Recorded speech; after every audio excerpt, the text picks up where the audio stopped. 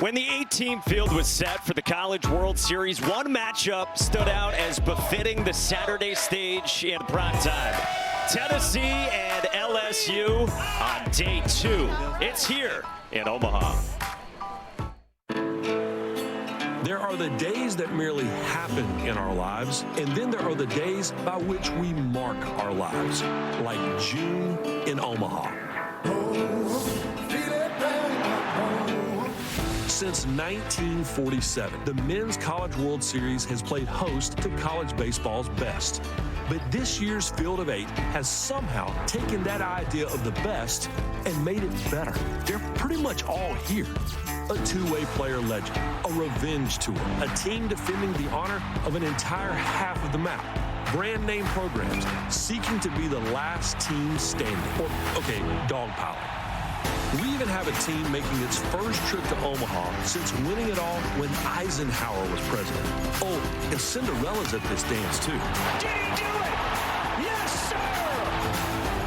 Wake Forest strikes again. They are one of the most exciting teams. Wake Forest is the #1 team in the land, but Stanford and shortstop Tommy Troy are back in Omaha for the 3rd straight summer.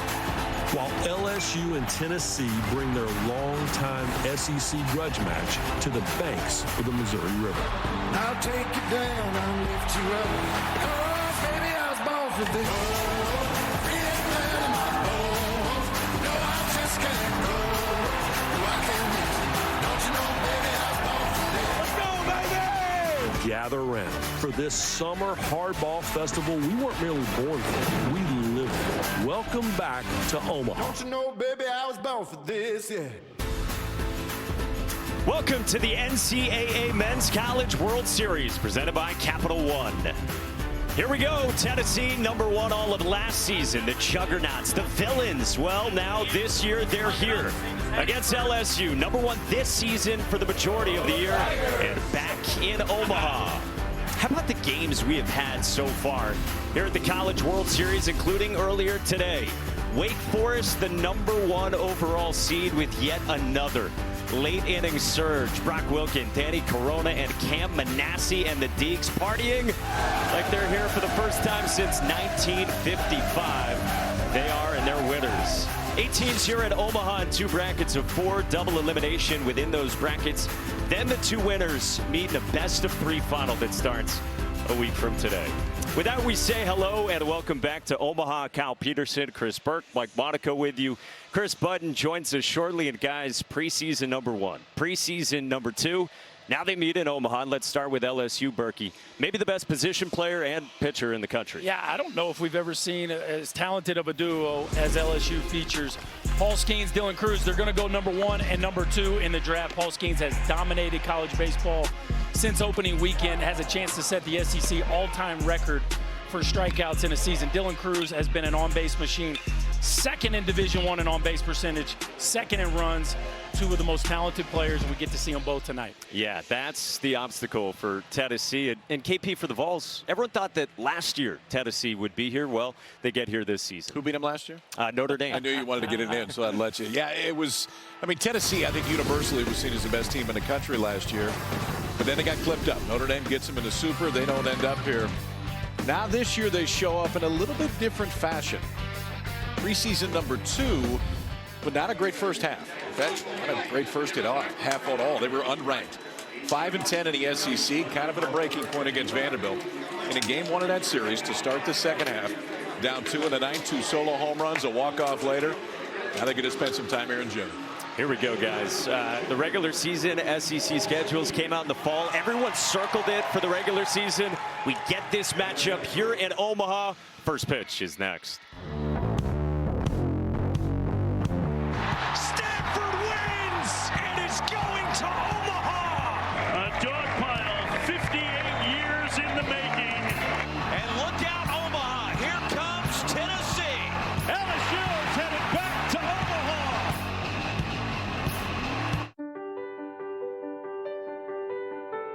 I can focus all my efforts on being able to find what I want to do with my life, how I want to contribute to this world.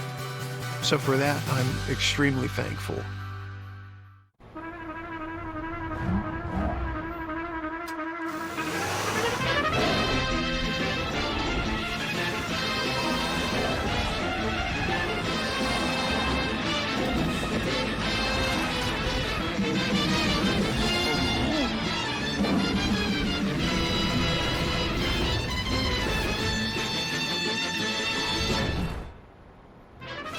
all-new Prius. Toyota, let's go places. It's time to hit refresh, to be buttoned up, to feel your best and look it by using Just for Men shampoo and hair color to eliminate gray in 5 easy minutes. It's time to look forward. Just for Men shampoo in color. Well, Steve, what do you say we make this eyesore sore no more?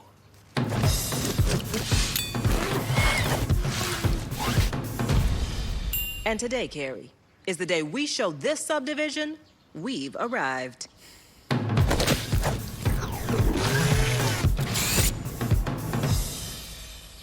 It's like we always say. Be your strongest self. JB Weld, world's strongest bond. This Father's Day, Dick's Sporting Goods has gifts for every dad. Save up to 25% on select Nike, Under Armour, and Adidas apparel and footwear. Plus, Walter Hagen buy one, get one 50% off. Shop in store, online at Dicks.com. Every Father's Day starts at Dick's. What do you guys think came first, the chicken or the baby back rib? Baby back ribs. Chicken tenders all the way. Baby back ribs. Chicken tenders. Baby back ribs. Chicken tenders. Baby chicken. back chicken. ribs. Chicken. Baby back. Chicken tenders. I'm gonna go get some pie. What's the comma guarantee? It's sort of like a card fairy. If you don't get approved for a credit card that has the karma guarantee, the card fairy will slip $50 under your pillow. Get approved or get $50 on offers with the karma guarantee. And what if I get back into old school cars? State Farm's here to help. What if we get back into old school shorts? And here comes the Phoenix Suns taking on the Memphis Grizzlies. At State Farm, we're there for your what-ifs. Get a quote today. Like a good neighbor, State Farm is there. Welcome back to Omaha. We have mentioned the star power that is in this LSU dugout. You have the best pitcher in the country in Paul Skeens and one of the best position players in the country in Dylan Cruz. But what if I told you these two teammates once faced each other in 2021 and what ended up being a milestone moment for Cruz? Do you remember the first time you faced Dylan Cruz? Yes, very well. I buckled him on a slider. Dylan Cruz trying to make something happen when he gets to the plate. Should have thrown it again. I'm thinking he's going to throw me a fastball right here. This ball is tattooed deep, deep, deep. You can pucker up and kiss that baby goodbye. My first career home run. He was now my teammate. They didn't have a scouting report on me other than he throws really hard, and so he probably knew I was going to come with a fastball, and he can hit a fastball. When LSU posted this on Twitter, it got a reply from a guy you may have heard of, Alex Bregman, who played for LSU from 2012 to 2015. And he tweeted 1-1 in 3 years. What does that mean? First round, first pick. Breggs maybe knows what he's talking about a bit, guys. Yeah, two good candidates for that, including Paul Skeens, Golden Spikes Award finalist with 188 strikeouts. I don't know where you start, really, and I'm not quite sure where you end with Skeens. That's just kind of what you see. You're going to watch a big leaguer tonight. I mean, a guy that honestly you could fly to Yankee Stadium tonight, in this case Boston, and he could start Sunday Night Baseball tomorrow. He's as dominant for me as anybody we've ever seen at the collegiate level. How about 188 strikeouts and 18 walks, and you're going to see a fastball that can get up to 102 tonight. Whew. Tennessee is seeing him for the second time this season. We check out the Capital One batting order for the Volunteers, and this group, big-time home run hitting potential, and Christian Moore, man, he was good in the regionals. He was. It's a lineup that really leans on the home run to produce their offense. Christian Moore did that, especially in that Clemson regional. Was the MVP of that regional. 4 home runs this postseason. They need him to run into one tonight. How much do you think that is a strategy that Tennessee is going to carry with them in terms of trying to take some big hacks against Skeens, knowing that he's going to get some strikes? I don't know if big hacks is the word, but you have to take your A-plus hack because it's just hard to string hits together, and he doesn't walk people. So a Tennessee offense that's built on hitting the long ball, they're going to have to go up there and not be afraid to punch out some and make sure that over the course of the game they get their best swing off consistently. Oh, here we go. Paul Skeens at LSU against Tennessee. His team squared off at the end of March, beginning of April at Alex Box Stadium. Third SEC weekend. It was 1 versus 10 in the country at the time. Tigers took 2 out of 3, the opener, and then game 2 as well. And then Maui Ahuda and Tennessee salvaged game 3 of that series. Get-in price right now to get a ticket, according to Vivid Seats, $154. Just to get in the door. Yeah. Well, those empty seats you see, they're not going to be empty very long. They clear the ballpark after the first game today. They're all coming back in, and it will be full really quick. Get ready on the radar guns. First pitch from Paul Skeens is cut out and missed at an even 100. And off we go to Maui Ahuna. At least it's straight. Yeah. I mean, that makes it easy. That only moved about 18 inches across the plate and straight down. Skeens' first pitch in the Super Regional was 101.92. Oh, that's outside. So he's a little bit south of that to start. What a season it's been. The 188 strikeouts against just 18 walks for the Air Force transfer, Paul Skeens. That's up and away, working to the arm side against the Tennessee shortstop. Hawaii native, top 70 on our MLB draft rankings, according to Kylie McDaniel, and a preseason All-American for the Kansas transfer. Cuts through the heater, 2-2. Punched him out 3 times the first time they faced each other back in March. And Ahuna struggles with velo, is you can see already to start this AB, tardy on a couple 100-mile-an-hour heaters. 2-2. So Skeens sticks with it and thought he got strike 3 at 101. Maybe just a little bit up. Angel Campos behind home plate tonight. Hayden Travinski thought it was there. He balked on the throw down to third base. So a payoff pitch. All fastball so far. And that's the one Ahuna can handle. It's a low to high bat path. He needs the ball below his thighs against the velocity of Skeens to have success. Had a chance right there. Hunter Ensley, center fielder, is on deck. Pitch number 7 to Ahuna. And he strikes out on 102. Buckle up, kiddos. This one might be kind of fun. You got a Tennessee who is not going to be intimidated by it. Now, they may get beat, but they're not going to walk into this with the mystique that I think some would when they're facing Skeens. That's 7 straight fastballs, 7 100 or greater. Last one just flipped in there at 102. Now Hunter Ensley, the redshirt sophomore center fielder, looks at the first breaking ball from Paul Skeens, a slider that has been a big part of his story in this sensational season. Ensley has taken over this year in center for Drew Gilbert. It was a first-round pick. That's a slider for a strike. Best pitch in the world. The backup breaking ball. Backup breaking ball. It's the best pitch in the world. The reaction's always the same. Here comes the 1-1 to Ensley. Fastball on the ground to short. Diving stab. Jordan Thompson and not going to get Hunter Ensley. 1 out infield single. And Tennessee's got a base runner against Paul Skeens. Hensley, one of the guys on this team that does handle velo, a really short, efficient move to the ball, able to get the barrel there. I think Thompson had a chance if he got the grip the first time, but was unable to make that transfer, and the Vols have an early base runner.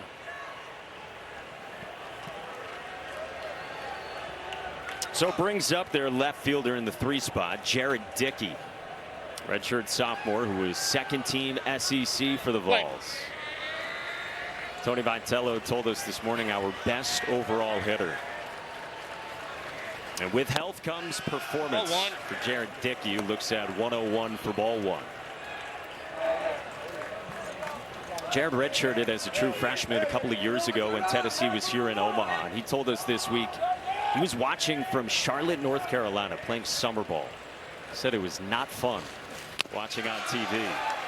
Skeens yanks that one, 2-0 on Dickey. Dickey, one of the hitters that had some success last time, and also Tennessee's best hitter against velo. So if you're looking for a combo in this lineup to do some damage, it's Ensley Dickey, and with a 2-0 count, couldn't ask for much more than this opportunity right here. Skeens delivers. Line of third right at Tommy White. 101 coming in. What do you got? About 112 going out? At least. I mean, that you want to talk about not enough time to think. It is, you better hope you're in the right spot and sticks right in that glove. There's only 104 off the bat. Only 101 coming in, 104 going out. Well, and what's interesting, most left-handed hitters would not see a third baseman played there, right? But because of the velocity of Skeens, you got the third baseman in much more of a traditional spot. Usually in the modern day, we see a shift there, and that ball's into left field. Because you're expecting really late swings. That's right. Christian Moore now with 2 outs, and Hunter Ensley still at first. Or the sophomore second baseman from Brooklyn in the cleanup spot. Berkey told you what he did in the regional in Clemson, South Carolina. 4 home runs and the MVP of that regional. Breaking ball for a strike.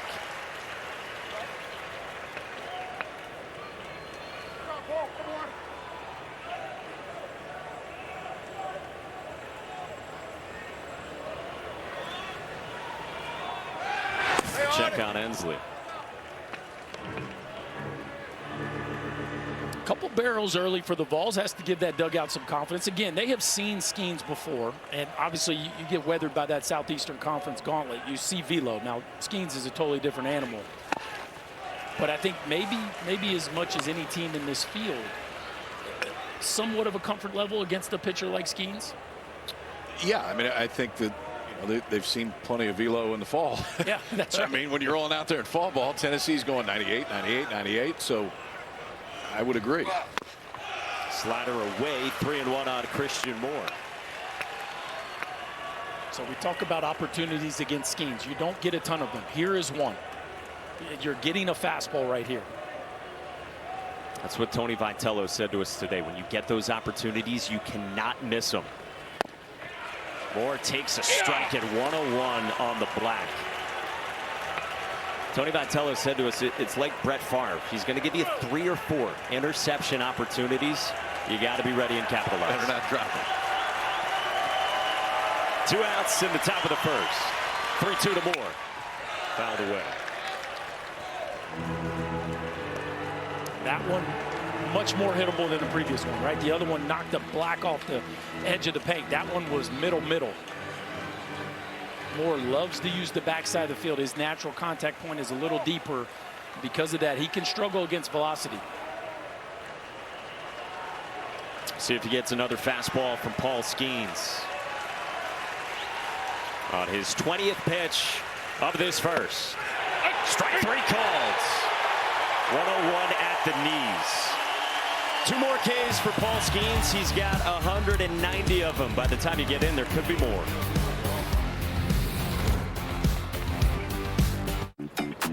It's race day here in Montreal. Hurry up, hey, please get ready. Take too long and I might get ready. Need a little, you know what, to keep steady. What a Grand Prix that was. You love a cold, refreshing soft drink from McDonald's. So we've got even colder ones. Get any size frozen drink for just $1.79 or try a medium lemonade for $2.49. Ba-da-ba-ba-ba. Let's have some fun. The time is right, the party's just begun. So let the good times roll. Go ahead and let the good times roll. Don't miss 0% financing plus $3,000 bonus cash on a 2023 Ford F-150 XLT Power Boost. Only at your Southern Quality Ford dealer. You love a cold, refreshing soft drink from McDonald's. So we've got even colder ones.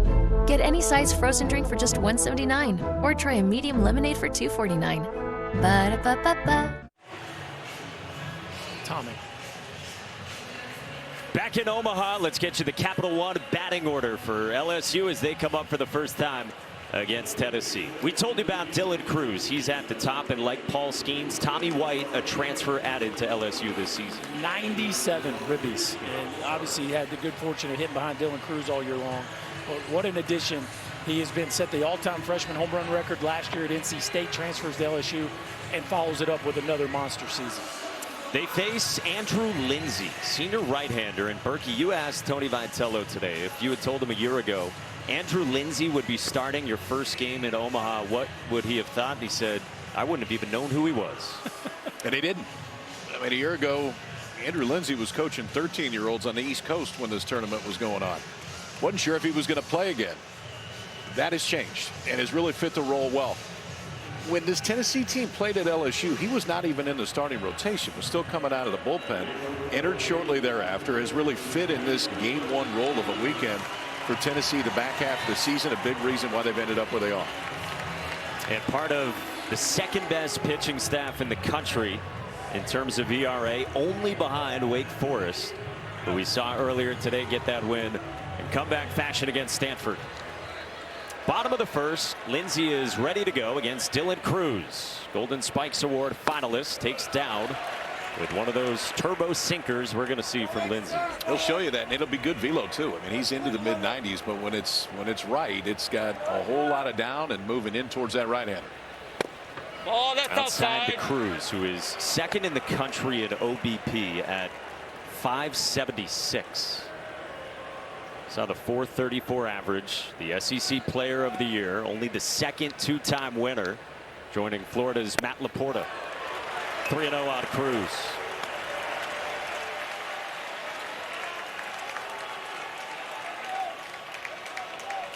The kind of stage that forces the cameras out with these two teams. SEC foes here in Omaha. That's a strike on the edge. You're not going to see Dylan Cruz chase much. About half as much as a normal Division I player. Just 13% will he go off the edges of the plate. Knows the strike zone as well as anybody in the college game. Grounds this one to short, and Maui Ahuna slipped defensively for the first down for Lindsey.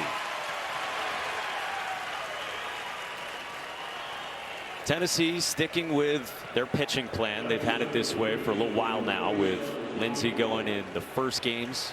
Of course, they got Chase Dolander, probably going to be a top 10 pick as well, and they keep him slotted in that number 2 role. And Drew Beam may have been better than all of them last weekend against Southern Miss. He slotted into that 3 role, and a closer in Chase Burns that'll come in throwing 100 himself. He hit 102 in the Super Regional, so strap in, folks, on both sides. If you haven't watched these teams, the star power is silly. All 97 RBIs of them for Tommy White in the box. 2-0 on him.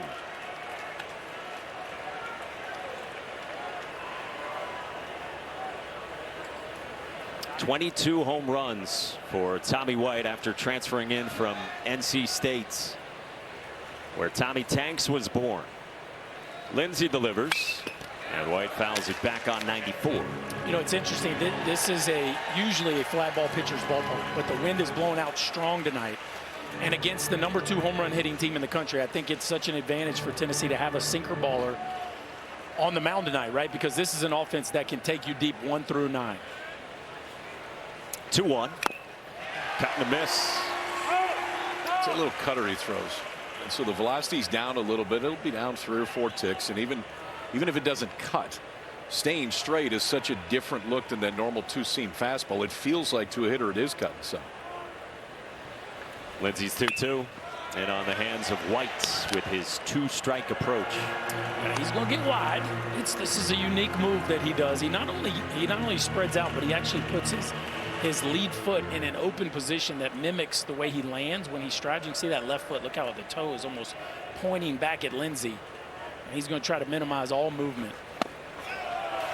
You asked him about it the other day, and he told us that his head stays more stationary, and he feels like he gets better visuals on where the ball's going. Yeah, it also puts him in a mindset of just fighting, right? I'm just trying to stay alive and use the backside of the field. Strikes out on a nasty 96-mile-an-hour sinker. First K for Lindsey, and there's 2 gone. That's the bowling ball one right there. He's not just flipping it in there tonight. He was 92, 93 early. The last 3 sinkers that Lindsey has thrown have all been 96.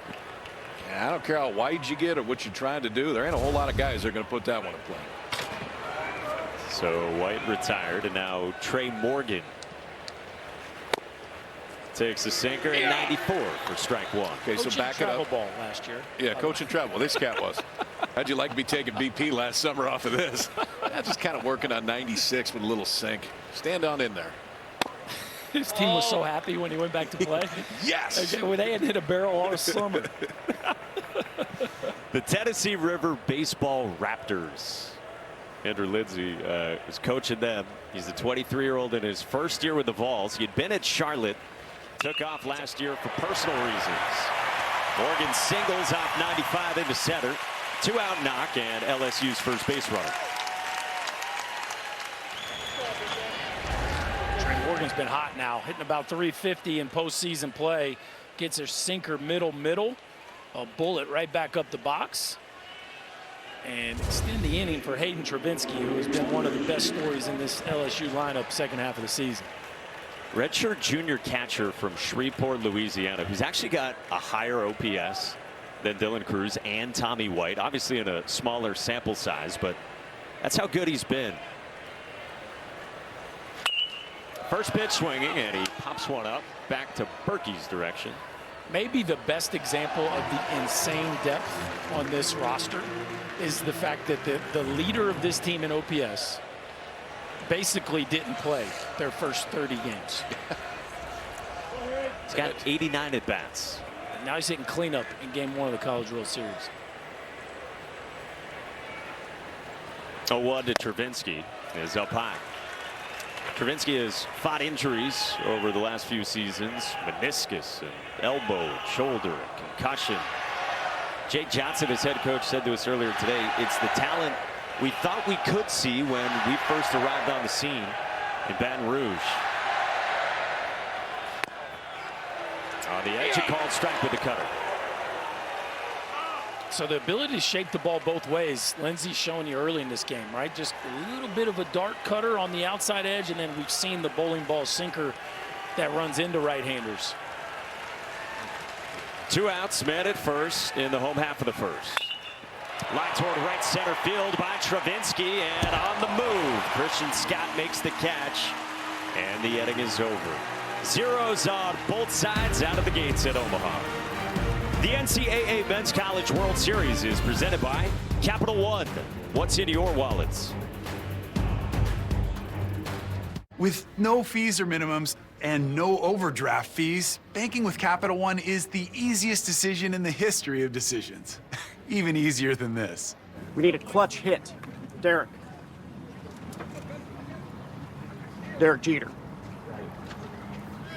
Hang in there, rookie. Yep, even easier than that. With no fees or minimums and no overdraft fees, is it even a decision? That's banking reimagined. What's in your wallet? I'm Joey. I'm Anita, and this is our real Ring story. One time when I was out of town, my husband Joey collapsed. I got notified right away and got him the help he needed. Ring helped save my life. Learn more at ring.com. Starting a new chapter can be the most thrilling thing in the world. There's an abundance of reasons to get started. How far we take an idea is a question of willpower.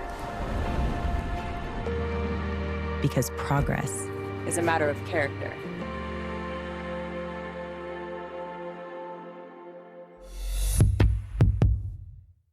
You've earned this, so hold it up high. You're fans of the grind, of kneading and flattening.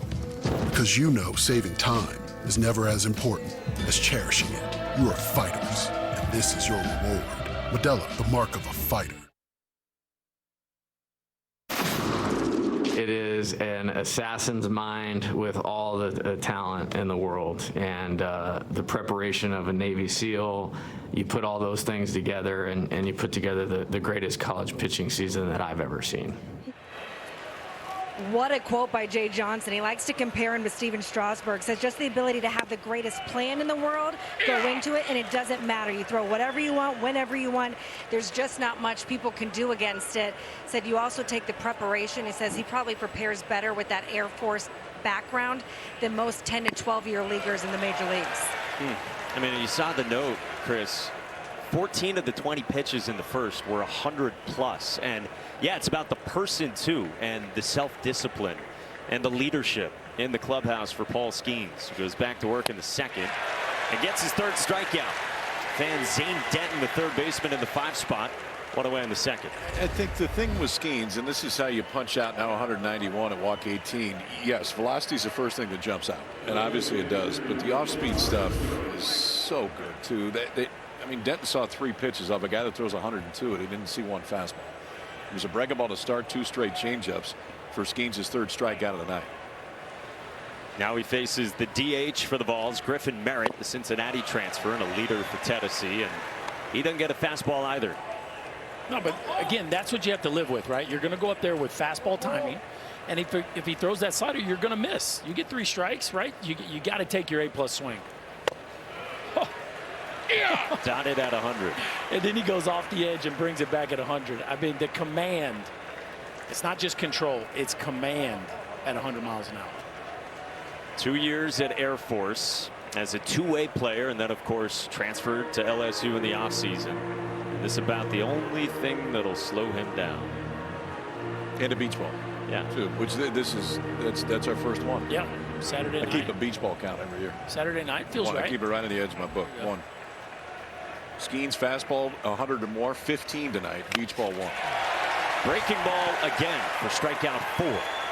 Merritt goes down via the punch out. 2 gone. He's thrown 1 fastball in the inning. He struck 2 guys out.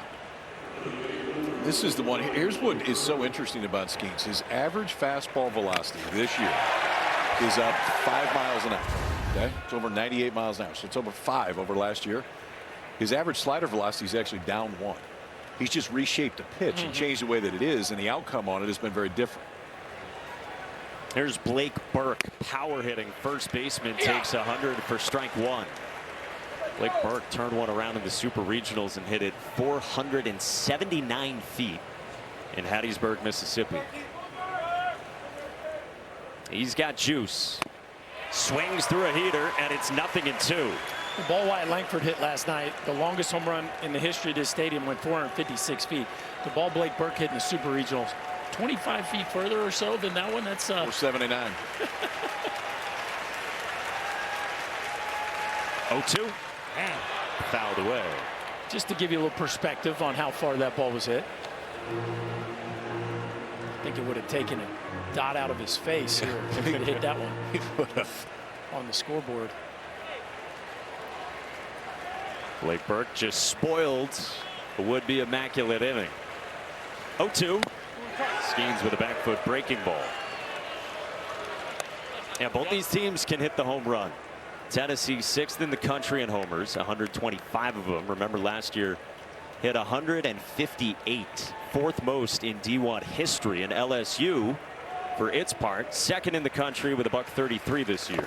Let it go! Check swing, and again no swing from Blake Burke. Blake Burke's really been struggling down the stretch, but those are some really good takes. Yeah. That will tell you that, yeah, you got to get ready for the heater, but not cheating so much that he can't lay off a couple breaking balls down and in.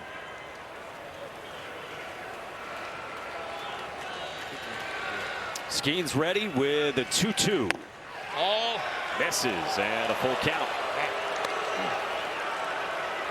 See how high Travinsky set up right there? That's what they were trying to do. Travinsky wanted it too. Yeah. He was starting his jog off the field. Payoff pitch.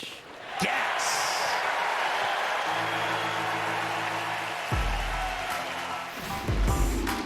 That's 6 outs so far. 5 of them have ended the exact same way. Paul Skeens doing Paul Skeens stuff. Got a good one tonight. 1.5 on a perfect night in Omaha. We are scoreless.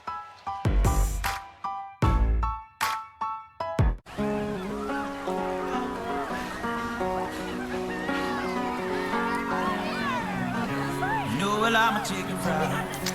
A cold beer on a Friday night. A pair of jeans that fit just right. And the radio.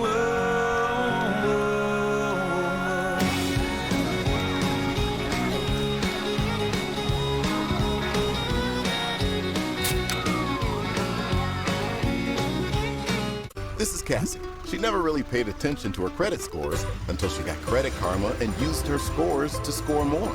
Like a great rate on an auto loan for some more reliable wheels. Credit Karma. Download the free money app where your hard work pays off. That's a pretty tight spot. Watch this. Your Buick parks itself. That's so you. Of course you know where we're going. That's so you. Kinda got a sixth sense. And a head-up display. They're here. At the heart of every Buick SUV is you. Get 2.49% APR and no monthly payments for 90 days. Plus, current eligible non-GM owners get $750 purchase allowance on 2023 Buick Encore GX models. Fudge? Here you go. Well, that's us. Keebler Fudge Stripes. Magic is here. Welcome back to the NCAA Men's College World Series presented by Capital One. KP said a perfect night here in Omaha, Nebraska, and this place has filled in as we thought it would. Big ticket prices that we've been tracking all week. What was it, KP, a little earlier in the week? Like average ticket price of 400 something? Yeah, the good ones were 400 to 500 bucks. I think it went down a little bit later on, but these two teams show up. That's not really a shock. Andrew Lindsay works in the bottom of the second with no score here on day 2 at the College World Series. This is the LSU DH Cade Beloso, grad student from New Orleans. That OPS, the best of his career. Essentially a 4-year starter for the Tigers. Oh, that's inside. After the ACL injury last year, healthy this year.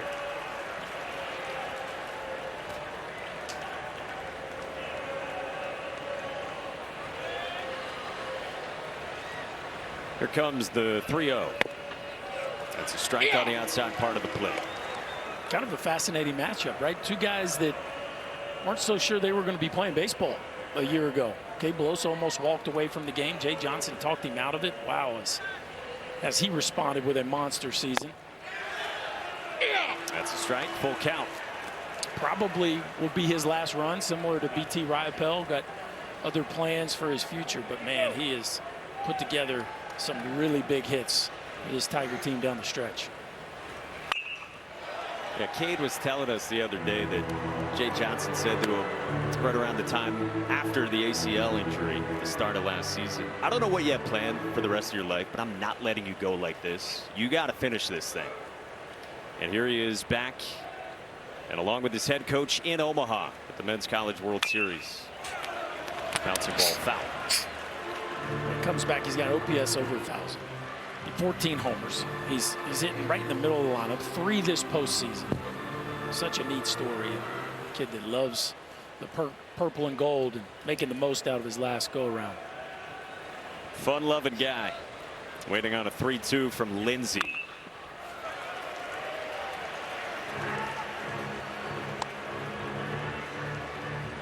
And if you got confidence in that changeup, this is the time to throw. Right here. It's 95 and just about. Whoa. What are we working with here? Speaking of confidence. Go Tigers. We got to get that ranch on that hot dog. I was going to say, we got to get that to David Esker.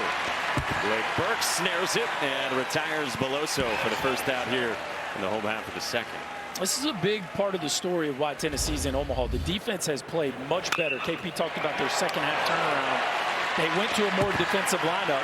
They have certainly caught the ball better. Blake Burke, who actually leads this team in errors at first base, taking away extra bases from Cade Beloso on a nice backhand. It's crazy when you watch Burke, too, because his movements around the base look like he's a plus first baseman. It all come together all the time. Definitely has the tool set to do it, right? Yeah. It's the first time out there, and I would expect him to continue to improve. That was a nice play there.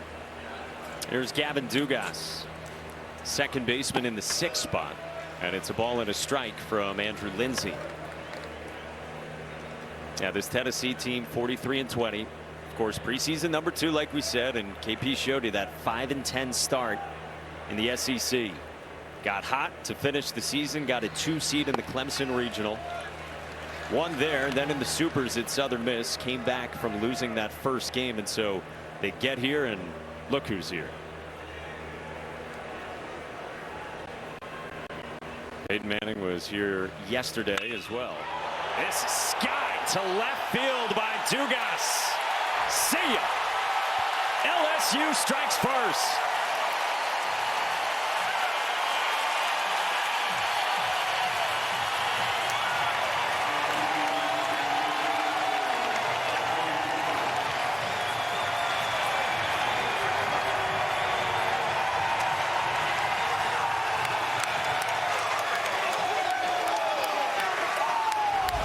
They don't give number 8 to to just anybody in LSU. They give it to the leader.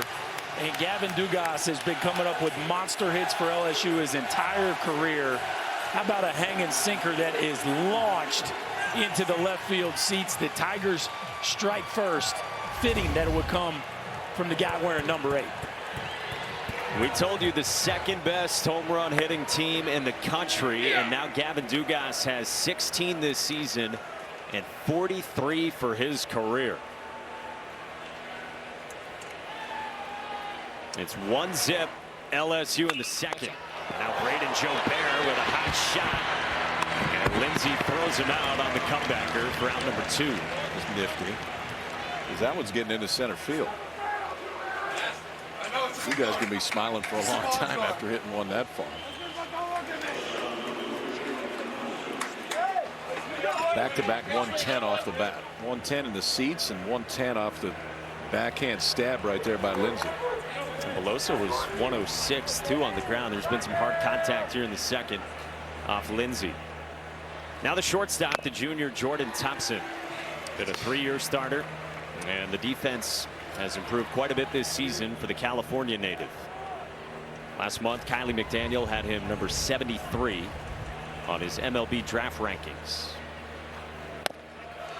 Jay Johnson was saying to us today, I haven't heard a ton on Jordan Thompson on the draft, and I think that means because there's a few teams that probably really like him in a draft class that maybe doesn't have a ton of true shortstops out there.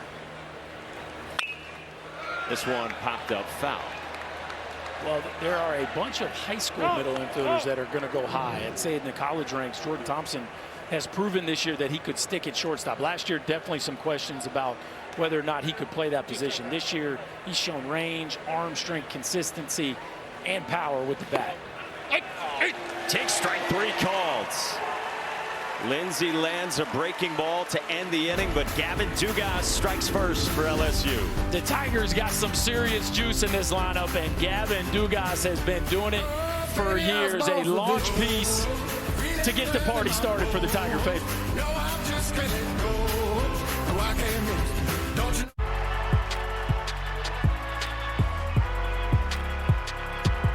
Number 32, Kyle Hornsby. Inside the 30. Touchdown. Michaela Burgess. An incredible finish by Hall. The NCAA and its member schools offer nearly 500,000 college athletes a path to go pro in something other than sports. Learn more at ncaa.org.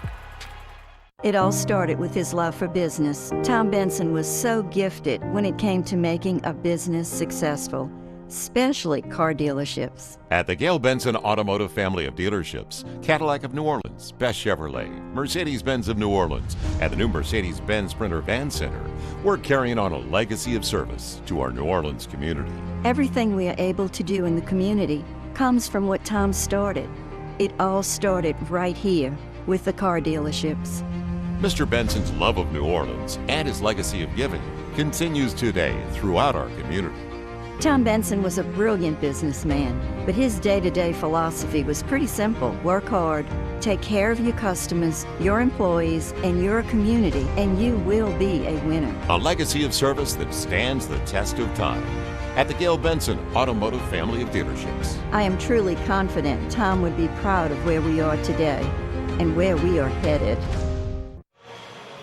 For more coverage of the NCAA Men's College World Series and interactive brackets, go to ncaa.com, your official online home for all 90 NCAA championships. Nice night, boys. This is okay. This is okay. Had a home run, some good pitching on both sides. We go to the third. Paul Skeens back to work. Another swing and miss, that time on a changeup to start out. The Tennessee right fielder in the 8th spot, the veteran Christian Scott. 903 OPS. He's waited his turn throughout his career. A couple of changeups in perfect spots to begin. Yeah, and I think this is what people don't know about Paul Skeens. He doesn't have to lean on that, but it shows you how he respects this lineup. He has complete command of that pitch. His 0-2 is a fastball at 100 for strikeout number 6.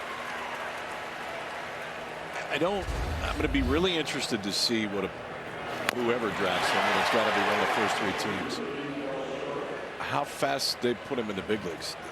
This is a major league starter right now, today, and it's not like your 5 guy. I mean, this is somebody you're rolling out there and saying, okay, you go get the big boys right now. It's stuff you just don't see. Here's Cal Stark, the Tennessee catcher in the 9th spot. 99. First fastball, the first 20 fastballs of the game were 100 miles an hour. What's wrong? Just 99? Let's get a mound visit. 1-0. Riding it on the hands, back to 100. All right, now we go. Yeah, yes.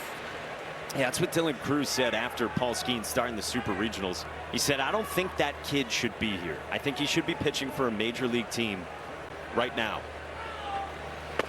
Breaking ball down and away. Our Kylie McDaniel wrote last month that Skeens is the best draft pitching prospect since Garrett Cole a dozen years ago. 2-1. And Stark bounces it foul. I think that's a great call. This pure stuff, I think, checks similar boxes. I don't remember Cole's changeup. He didn't throw it a whole lot. But that's where I would probably put Skeens just a click higher. The other thing I'd put a click higher is the control. I mean, the supreme control that comes with that, with a 101-mile-an-hour fastball. He just doesn't walk anybody.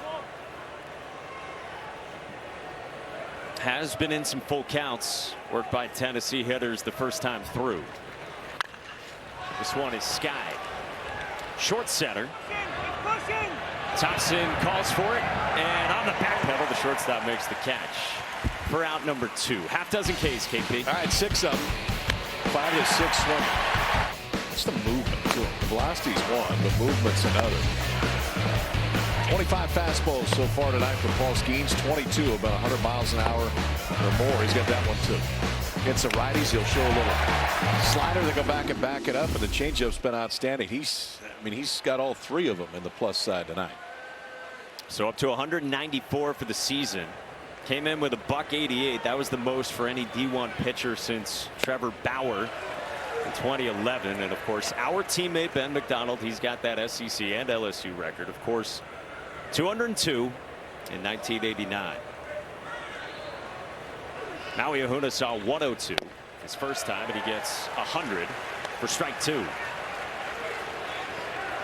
88-mile-an-hour changeup. That's the thing. It's still a 12, 13-mile-an-hour difference between the two. Skeens delivers.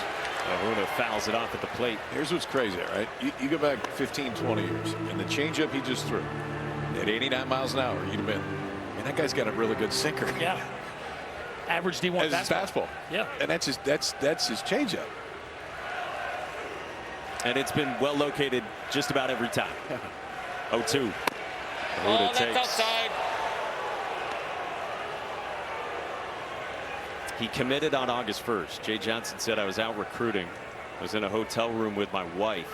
My wife started crying, and I punched a wall in the hotel when Paul Skeens committed. That's one the athletic department will let you put on the expansion report. They don't mind that. We'll fix the wall. As long as he's coming, we're okay. Well, he is Skeens, and that's 7 punch-outs so far.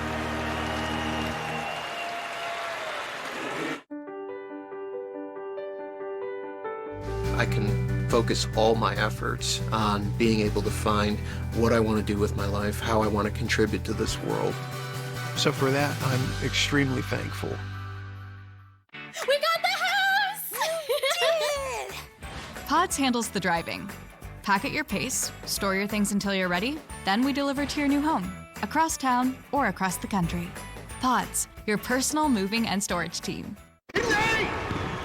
Hey, corporate types, will you stop calling each other rock stars? You're a rock star. You are a rock star. No more calling your coworkers rock stars. Look, it's great that you use Workday to transform your business. But it still doesn't make you a rock star. So unless you work with an actual rock star. Hi, I'm Oswald. Hello, Oswald. Man, you are a rock star. I wasn't gonna say it.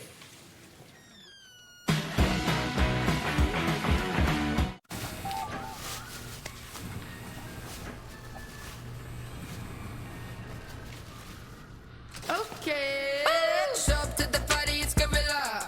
With an itty bitty chance of having a good time. Polo tie wise, making impressions. Look like a exes.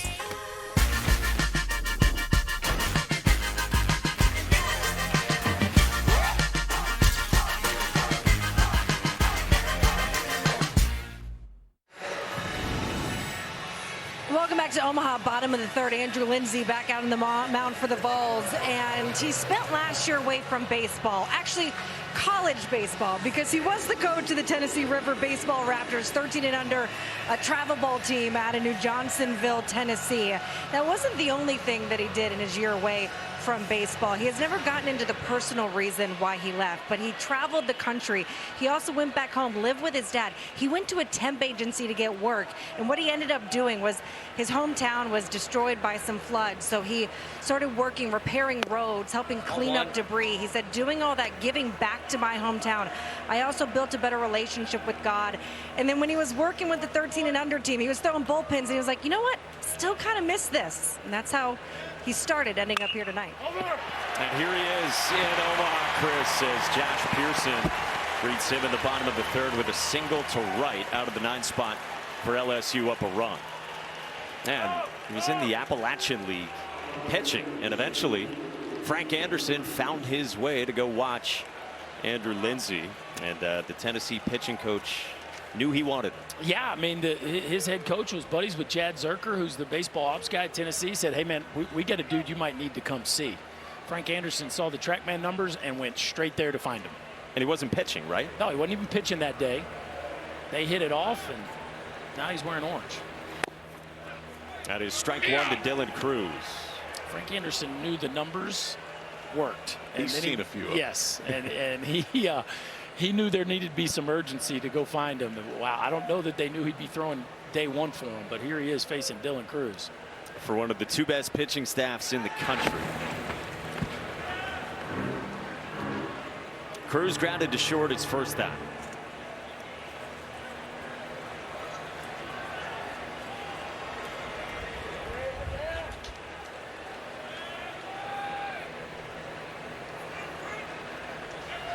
He loved the line you had with Dylan Cruz. You asked him, hey, is this kind of the cherry on top for your career?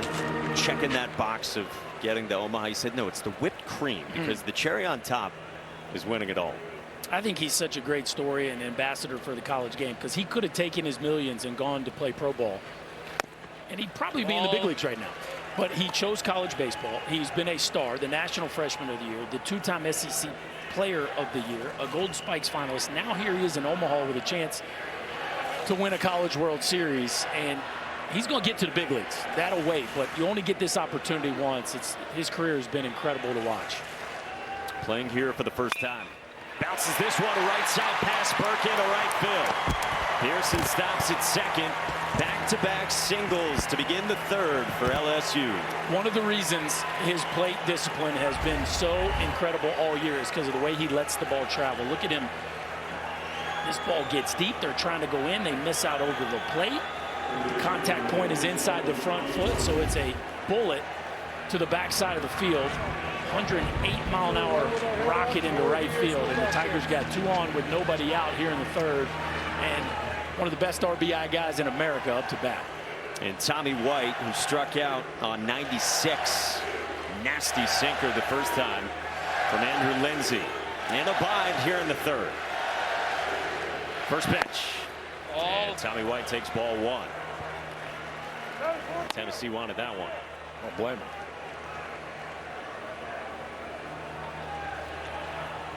Looked like Tony Vontello said, where's that? 6th-year head coach, St. Louis native. Here for the 2nd time in 3 years. White cuts through the cutter. Perfectly executed cutter out and a little bit up, which is a really tough pitch to get to. Now I think you go back to that sinker and see if you can't get a 5-4-3 or 6-4-3 double play right here. Lindsay's 1-1. It was a sinker, a little bit up. Not quite getting it in there this inning, KP. That's 2 he's missed out over the plate trying to go down and in. But it's got so much movement. it's still not easy to square up, but yet look at the exit velos the last few innings for LSU. They've hit a lot of balls hard so far.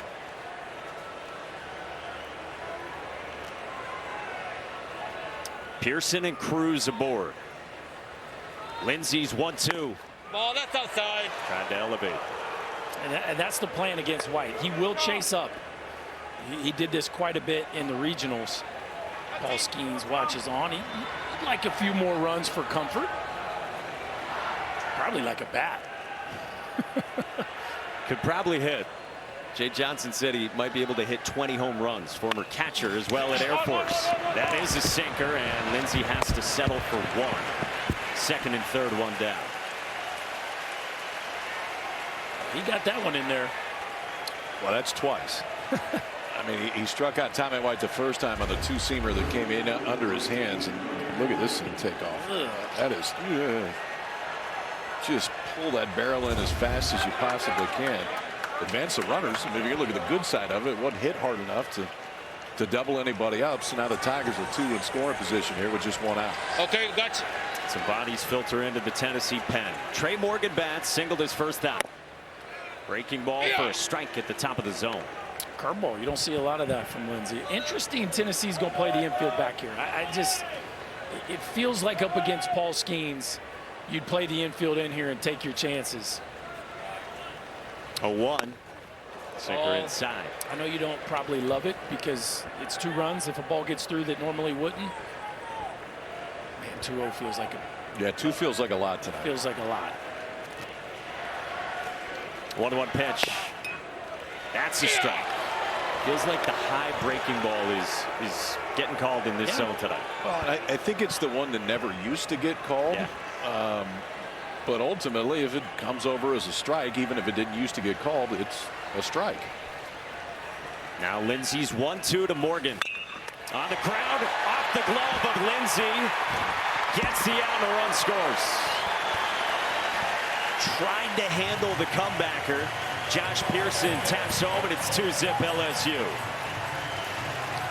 Trey Morgan now back-to-back bullets up the middle. Nice job there by Lindsey of getting the glove on at number 1, but then keeping your poise, right? You are running a ways to get to this ball, and to turn fire and throw a strike is a nice job there by the Tennessee right-hander, but LSU with a big run number 2 here in the third. Now Hayden Travinsky, first pitch swinging off the end of his bat. Burke flips. Inning over. Is 2 enough for Paul Skeens? We'll find out. Jay Johnson's with Chris Budden when we come back for the 4th.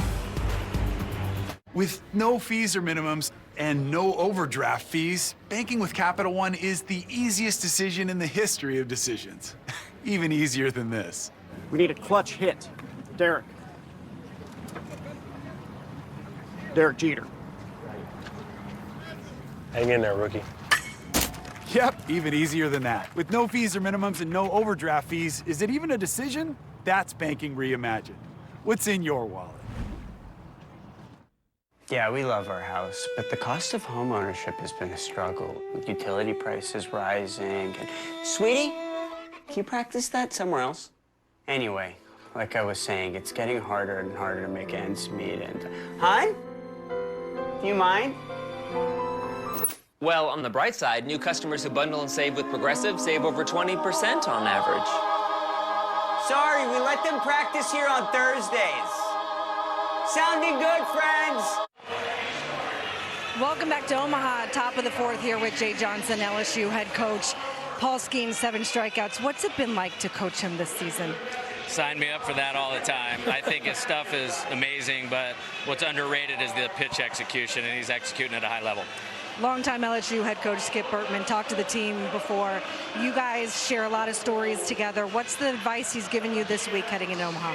Be yourself. You know, he was the best championship coach in this environment of all time, and our team emulates a lot of those teams, and I know that's something he's really proud of. It's the first time for these guys to be here.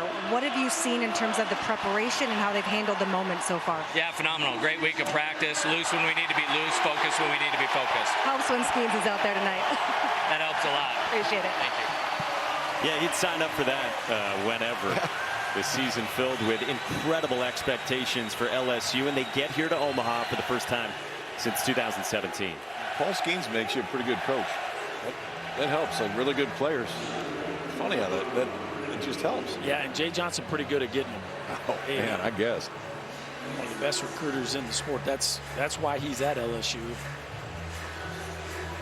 The winner of the Paul Skeens sweepstakes. We hit on it a little bit earlier. What gets overlooked with Skeens, he was the Olerud two-way player of the year last year as a hitter and a pitcher. And this year, Jay Johnson will tell the story that it was in February and before the season. How about a right-on-right changeup, by the way? And ultimately, he said, if I had to watch him hit all year, like I would have been nervous every single pitch that he was up there, just in case something got away and it hit him on a finger and ends up costing him. And I'd say it was more of a mutual decision to say, you know what, that stuff from 60 feet 6 inches away might make you a whole lot of American money. let's do that because that's really good. And they have a few bats. Yeah, they got a couple. 1-1 to Hunter Ensley, and he cuts through the slider. Changeup down and in.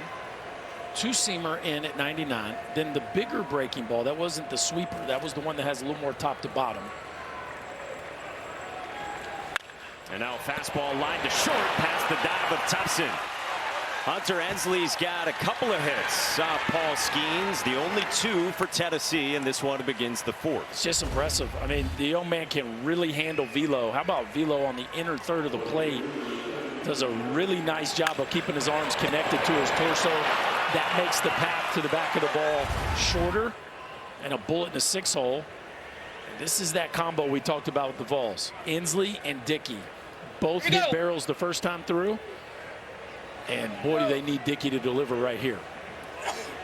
Their big bat in the 3 spot in the lineup. He lined out to third at 104 off his bat right at Tommy White in the first. Jared Dickey, by the way, sensed that some good games were coming for Hunter Ensley when we chatted with him. Hunter Ensley had been 5 for his last 34, his last 9 games, and Jared Dickey said to us he's taking some really good swings in the cage. He hasn't been getting the best breaks. I feel some good days coming for him. And Ensley's been on twice against Skeens. Inslee is a perfect matchup, if there is one, for velo because of how short the barrel is. Dickey does such a great job of using the backside of the field, doesn't try to create bat speed with his upper body. He does a really good job of just using his hands and getting the barrel where it needs to go. Backside of the field there, a fly ball to left. And Josh Pearson's in for the first down.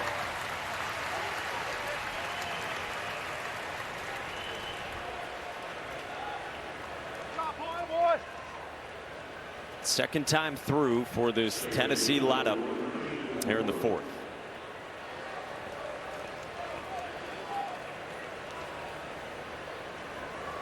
So here's Christian Moore, struck out looking at 101 to end the first inning.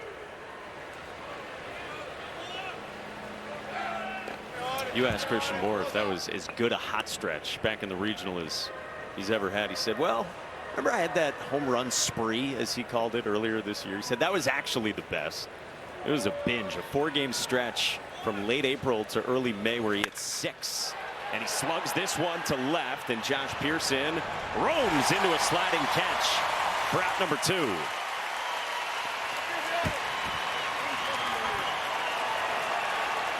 KP, we've seen it before here. Left field in Omaha can be very tough this time of night, and Josh Pearson had to not only battle the sun, but then a ball that was hit off the end of the bat and kind of sinking down and away from him, and that is not an easy play. Well, and it was a changeup, and so it got just off the end of the bat. And I think for Pearson, it's understandable when you see the ball come off at that trajectory off the bat of Moore, you think that one's going to go pretty deep. But with the changeup, he was just out in front of it enough, and it just missed the barrel. We've seen more changeups tonight from Skeens than maybe any game that we've seen him pitch this year. Ball, that's outside. Does Pearson maybe want to put the sunglasses on? That feels helpful at this time of night. He's like using his hand and his glove. Maybe he's forgotten he's got a nice, pretty pair of sunglasses on top of his hat. Was it the squinting that tipped you off? Look on at my that? man. He's using his hand. Zane Denton takes a strike at the top outer edge of the zone at 101. How about this guy? Some of the big swings he's had as well. The Alabama transfer, 4 home runs in 6 games in the NCAA tournament.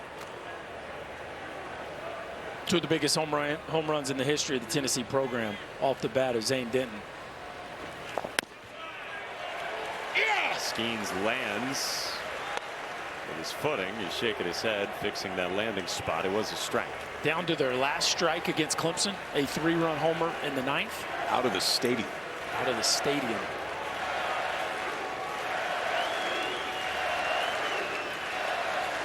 One-two to him. Runs away, run around the moon. Travinsky's throw, got him.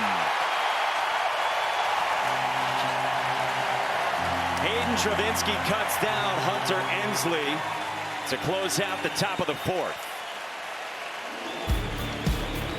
The emergence of Hayden Travinsky this year, and we talk about it offensively, but man, can he do this too? Maybe caught him a little bit by surprise. Ensley trying to steal one right there. Travinsky cuts him down.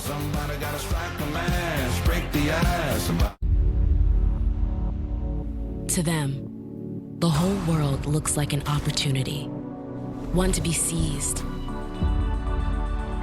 built upon, and made better. For their sport and the people around it. To student athletes, every opportunity is a chance to change what could be and show the world what opportunity can do. This is how legends 2024 Chevy Silverado HD with Duramax diesel. And the Chevy Silverado with powerful TurboMax engine. No matter what route you take, there's a Chevy truck to get you there. Find new roads. Get 1.9% financing on all 2023 Silverado 1500 LT TurboMax pickups, or get $4,250 total cash allowance when you trade in an eligible vehicle. See your Super Chevy dealers. Here at Rouse's, we have our own brands of products, which you'll find down every aisle of our stores. These are the best quality at the best price. They compare to the national brands we sell, but at a lower cost. Most are made right here, but we travel the world too. And we personally taste test and guarantee every item. So if our name's on the label, you can trust it's good. Rouse's brand, best quality at the best price. On Sunday, the Yankees are at Fenway Park for this weekend's series finale. Game 1 went to Boston, led by Justin Turner. Yesterday, Game 2 postponed until tomorrow afternoon. Baseball tonight, Sunday night countdown at 6. Then Yankees Red Sox at 7 Eastern. Ball. Here on ESPN and the ESPN app. The boys made their flight today, too. Did they? They were a little jumpy. Yeah, they were. 6:05 wheels up, and the sun delay got them for about an hour, but he scooted on down the road. Sun delay, did I hear that correctly? He did. All rejoice when you make the flights. Father's Day tomorrow, of course. It's a good onesie. 2-0 to Cade Beloso is a strike from Andrew Lindsay. KP has one of those. Yep. Mine's like a 44 ski. 2-1. Cut and a miss. Good hook. Lindsey getting into his bag here a little bit, shaping that breaking ball, the bigger curve ball as opposed to that shorter cutter that we've seen mostly from him. Is 2-2. Over. Bounce to first and foul. I'll tell you what, whoever gets Lindsey in pro ball is going to have a lot of fun because the metrics are going to show you a lot of different things you can do with it. I mean, we saw the big top to bottom breaking ball, which is rare for a guy that throws a real sinker. Usually it's a slider that comes behind it. He's got a decent little changeup, but that two-seamer can be special. Hey, strike 3 called. Let's take a look at the last time Gavin Dugas strolled to the dish. How about a hanging sinker? And sinkers that don't sink go in the upper tank, KP. 35-degree launch, 110 exit below, 412 feet for the Tiger veteran. That was the first run on the board. A loud swing of the bat from Gavin Dugas. They added another in the third. It's 2-0, and now he goes first pitch swinging and fouls it away.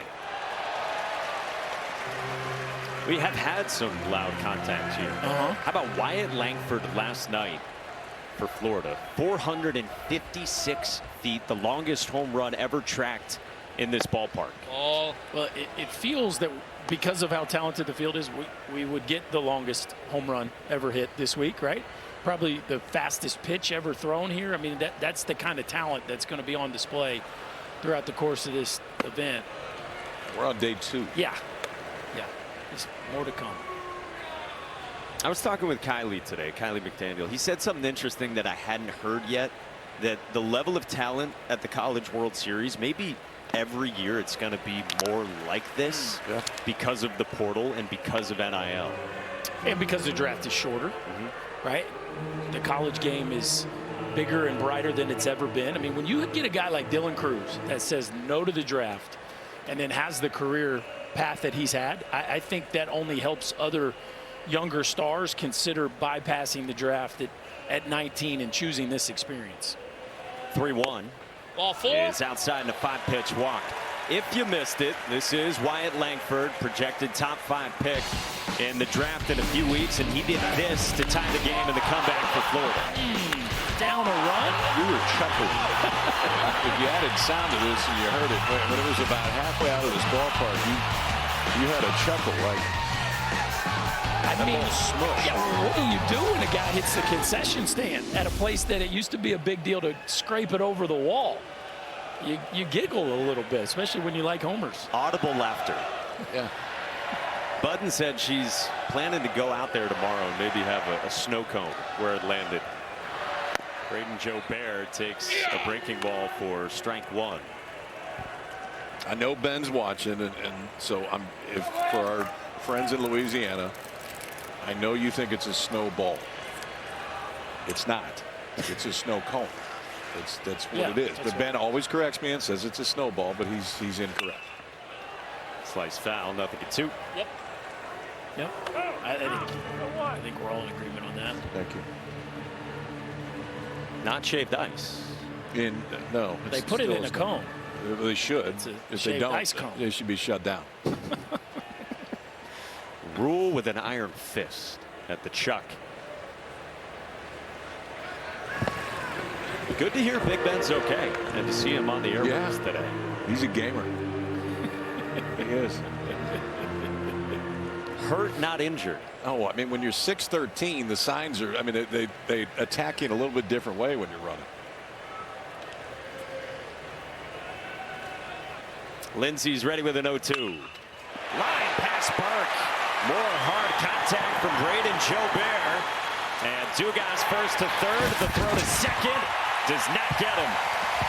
It's a double into right. And second and third for LSU.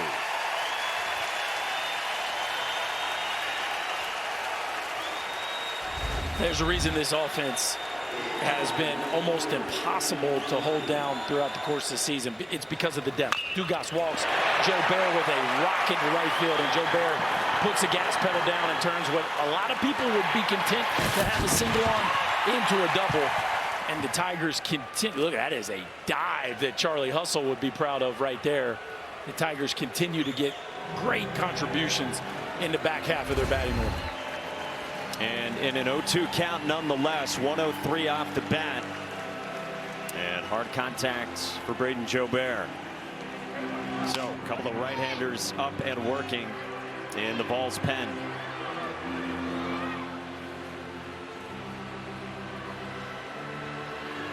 And now let's see how they play it, right? You get Jordan Thompson up, down by 2 already. Again, that same situation we talked about last inning where it's second and third with 1 out.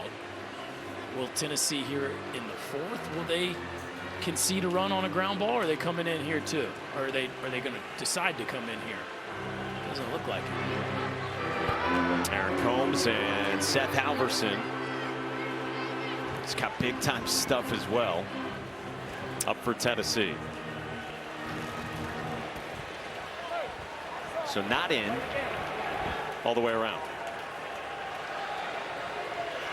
Out of the windup, first pitch to Jordan Thompson. A strike 1 on the cutter. When these teams met in the regular season, Jordan Thompson Had the big hit in game 1 in late March at the box. Chops this one foul, and he's quickly down 0-2. Bases clearing to right center to break a 2-2 tie in the bottom of the 8th in front of more than 13,000. Largest in the history of the stadium. He's been clutch for this team this year. One of the first words Jay Johnson uses to describe him. That one runs up high.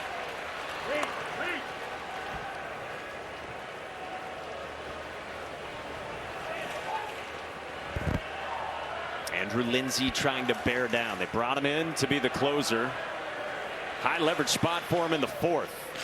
Breaking ball doesn't tempt Thompson with 2 strikes. A nice job back there by Cal Stark. Made that block look easy. Soften that chest protector. Angle your body back towards home plate. And give your right-hander some trust to bury the next breaking ball. LSU in search of more insurance for the man with the Raleigh finger stash. Cut on and miss. One of the best sinkers yet for Andrew Lindsay. 2 down. It was like the one he threw Tommy White back in the 1st.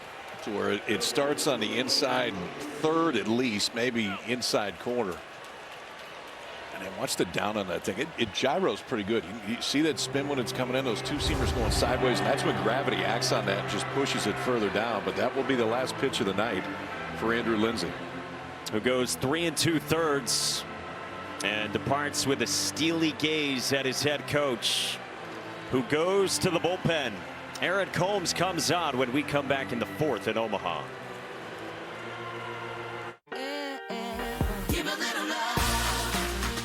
This Sunday is Father's Day.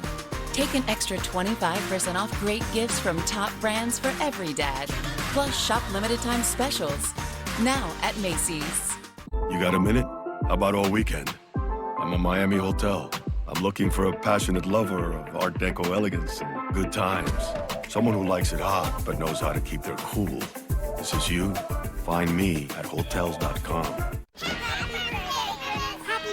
birthday, Surprise! Since he was born, Grimace has always had a birthday. Thanks. And since he's had a birthday, he's always had it at McDonald's. So this June, we're all invited to the party with a special shake to celebrate. Get Grimace's birthday shake when you order his birthday meal only at McDonald's. It's Father's Day, which means dads everywhere are getting the same things. Ties, gloves, trimmers, and even good old picture frames. Yeah, I guess our gifts are a little different at the Home Depot. Save on the best gifts for Dad. Feels like Father's Day. At the Home Depot, how doers get more done. We talked about the sinker today for Andrew Lindsay, and it was really good. So was his cutter. Cutter a few times, and guys are so worried about that 2-seamer coming back in. So the cutter got some swing and miss, but here's what happened when that sinker quite get where he wanted to. This ball was hammered out to left.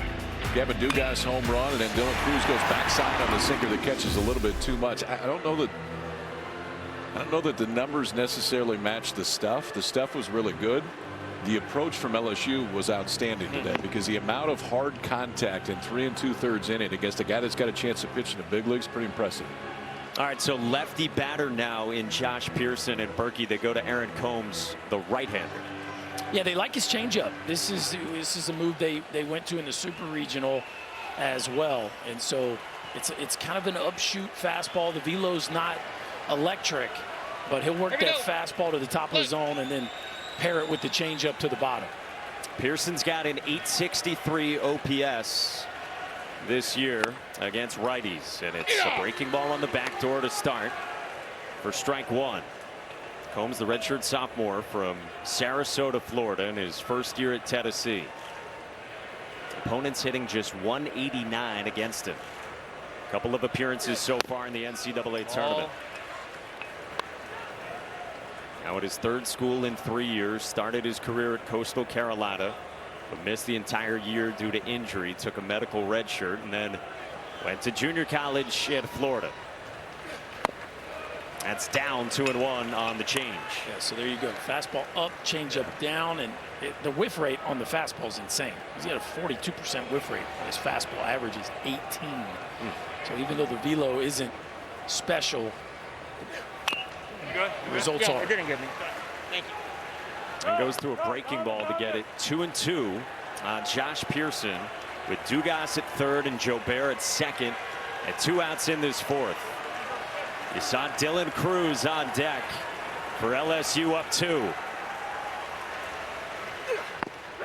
That is cut on and miss. Combs with a heater for swing and miss, and he leaves 2 in the fourth. Tony Vitello joins Chris Budden after this. Father's Day is almost here, and Dick's Sporting Goods has gifts for every dad. Like golf clubs from TaylorMade, Callaway, Titleist, and Ping. And coolers and drinkware from Yeti. Get him the latest styles from Nike, Burst, and the North Face. Plus, the hottest footwear from Nike, On, Hoka, and New Balance. Get it fast with 1-hour pickup, and with our best price guarantee, if you find a lower price, we'll match it. This Father's Day, find the perfect gift for every dad at Dick's and Dicks.com. Hey, get away. 10 years ago, I invented the Ring video doorbell for moments like that, and Ring security cameras for moments like this. We got you on video. Protect your home the way I do. Learn more at ring.com. What's the comma guarantee? It's sort of like a card fairy. If you don't get approved for a credit card that has the Karma Guarantee, the card fairy will slip $50 under your pillow. Get approved or get $50 on offers with the Karma Guarantee. Welcome back to the NCAA Men's College World Series presented by Capital One. Joined Tony Vitello, Tennessee head coach, against Paul Skeens, second time through the order. What adjustments can your guys make? Well, he's clearly pitching backwards more than he normally does, or normally than any 100-mile-an-hour arm does. So the guys are going to have to pick a pitch and roll with it early in the count. I think you're trying to make your money off the fastball against him, and that's a challenge enough. But when you mix in the fact that he's mixing it up a lot, you got a little different game to play. Your team as a whole, after the heartbreak of last year, what about this team, the makeup, the character was built to get to Omaha? A lot of new faces. There's a little bit of bitterness or extra motivation built in for some of these guys, but some guys came into the program as freshmen or first-year guys, JUCO guys like Combsy right there, and they're like every other kid. They dream of getting here, but you can't do that early in the year. I think our guys thought they could. It's a long journey for all these teams, and our guys did a good job of kind of finding their way as the year went on. I appreciate it, Tony. Thank you. Thank you. That's what he told us this morning, too, that, yeah, it is validating getting here this season. And, yeah, it does help a little bit, the bitterness from last year. Yeah, I mean, look, that was as much bravado as we've ever seen from a college baseball team. They were great. They stuck their chest out. They played with a swagger that you either loved or hated. And so when it didn't end well, they wore it. And that's just the way it was, right? And so what I would give them a bunch of credit for is they just put their nose down and went back to work. They reconstructed a roster. This is 9 new position players. It's crazy. That are on the field. Burke and Moore DH some. Dickey started the year in left field, but then was hurt. Like, this is a brand new team. Now, the pitching staff, most of it came back. So the coaching job to get back to here has been incredible, especially with managing the rough waters in between. 3-2 as Skeens has come back from 3-0 against Zane Denton. Struck out his first time and then was at the plate when Hunter Ensley was caught stealing. Griffin Merritt next. Payoff pitch on foul. Yeah, that losing stretch to start the year, more losses than they expected as the preseason number 2. Christian Moore told us it felt like a dark cloud over us for a good bit of time this season. He kept saying we came together to get here. Strike 3 called. 100 on the black and a smirk from Paul Skeens, his 8th K. I mean, Skeens is good enough on his own. But the zone is wider tonight than we've seen a lot during the course of the season, and I think that's kind of the look from Zane Denton right there. Is he thought that one was? I thought that one was a little bit out there too. If you're going to give him a little bit more, that road gets really hard. Griffin Merritt off the hands, shoots one into right field, the base hit. 1-out single for Griffin Merritt, the DH, and the third hit of the ball game for Tennessee. Well, not exactly lighting up the exit velo, but watch the lead arm here. Watch how short this left arm stays close to the body, right? So you keep that left arm connected to the chest. That allows the barrel to get just enough of that baseball and punch it into right field. Balls have a base runner. Look, this is what you got. You got a runner on with a guy who has a puncher's chance every time he comes up to bat. Somebody's going to have to run into one for this Tennessee offense to strike. First pitch swinging from Burke.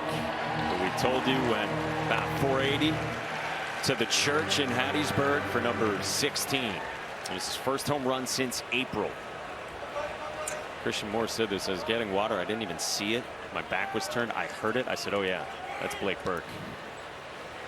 0-1. That's outside with the change.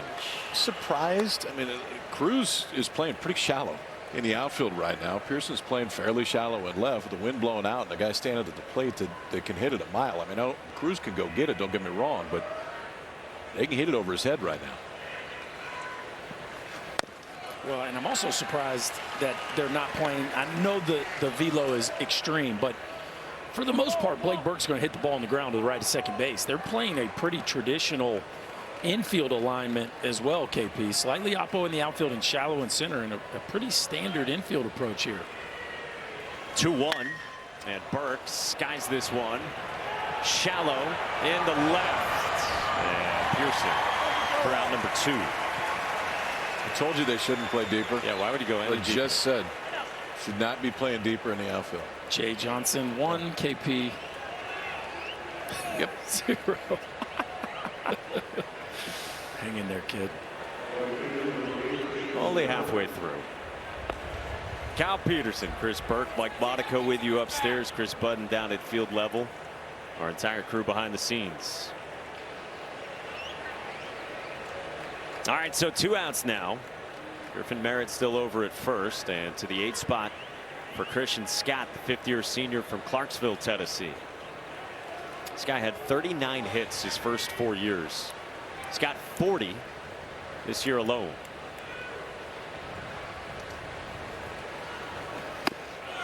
Tony Vitello told us this morning, I'm so happy for Scott. He gets to play now every day. He's really come along as a leader and isn't trying to take the world by storm, which maybe he was doing at the beginning of this season. Yeah, early part of that story was they had a lot of guys fighting for time. You know, and so it's hard. Last year, everybody essentially knew their spots. This year, there was a bunch of guys knowing there was a ton of playing time up for grabs. So, you know, it's hard to build team chemistry when you're duking it out with the guy in the locker next to you for playing time. And Christian Scott settled in. He's out there because of his defense, but the offense has been plenty good. 1-1. Oh, that's Tony Vitello said about the defense, we can't have arms frustrated by guys not making plays behind them because the pitching staff is that good and that talented. Yeah, they have been. I mean, by the numbers, probably the 2nd best pitching staff in the country behind only Wake Forest. 2-1 to Scott. Caught on and missed. Stay there. That bat path. Little barrel lag right there. And when you see that with an elevated fastball, there is no reason. You throw something off speed to give him a chance right there. That's no reason to go away from that one.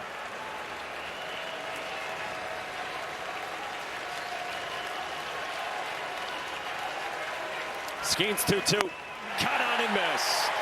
109 Ks in 5 shutout for Paul Skeens.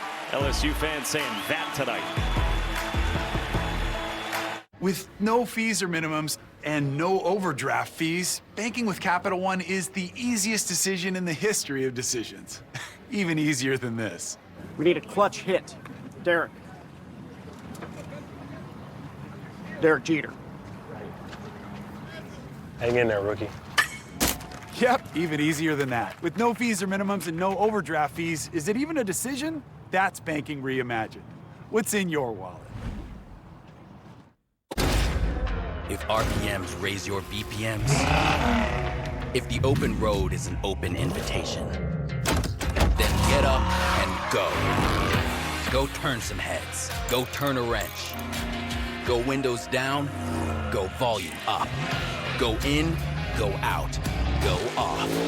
Napa has America's largest network of parts and care, here to keep you firing on all cylinders. Everything looks so good.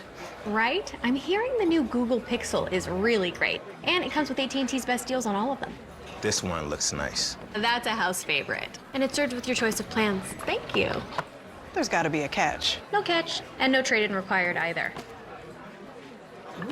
Oh. How do you know all this? I come here a lot. Love the service. At AT&T, new and existing customers can choose any Google Pixel with your choice of plans and always get our best deal.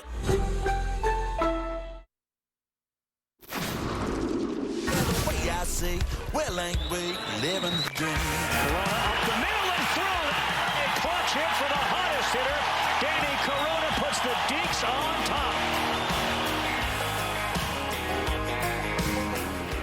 So number one got the win against Stanford in comeback fashion. And, well, we've had comebacks and we've had one-run games so far in these first couple of days at the Men's College World Series. 3 one-run games? I mean, are you kidding me? We knew this was going to be an incredible tournament, but we didn't know we were going to get this kind of drama early.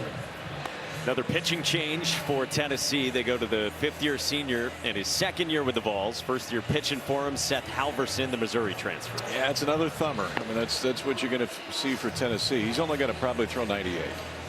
So just a tick down from Skeens. Average fastball velo this year for Halverson, 96 miles an hour. Most of his work, in fact, most all of his work has been out of the bullpen. Just one start this year, but Halverson does have the ability to go deeper into games, and for almost any other team in the country, Seth Halverson's in your weekend rotation. It's that kind of stuff. He's got the top of the lineup for LSU, starting with Dylan Cruz. Singled his last time, came off his bat at 108. He takes 98 down. 2 appearances in the NCAA tournament for Halverson. It's 7 1/3, just 1 hit. KPU saw him in that 14-inning affair against Clemson. He went 3 1/3 hitless in that one. He got light on stuff. Breaking ball. The slider has good swing and miss. He'll throw the changeups more to lefties, but he will throw it to righties too.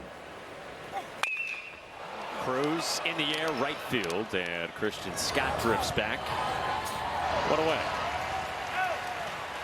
Yeah, speaking of the breaking ball, Tony Vitello was saying to us this morning that earlier in the season for Seth Halverson, in particular in that series against LSU, it was more a cement mixer, and he said Halverson's got it going now with the breaking ball. We saw the one he threw. Now it missed down and out of the zone, but it had the action that you're looking for and the good curveball.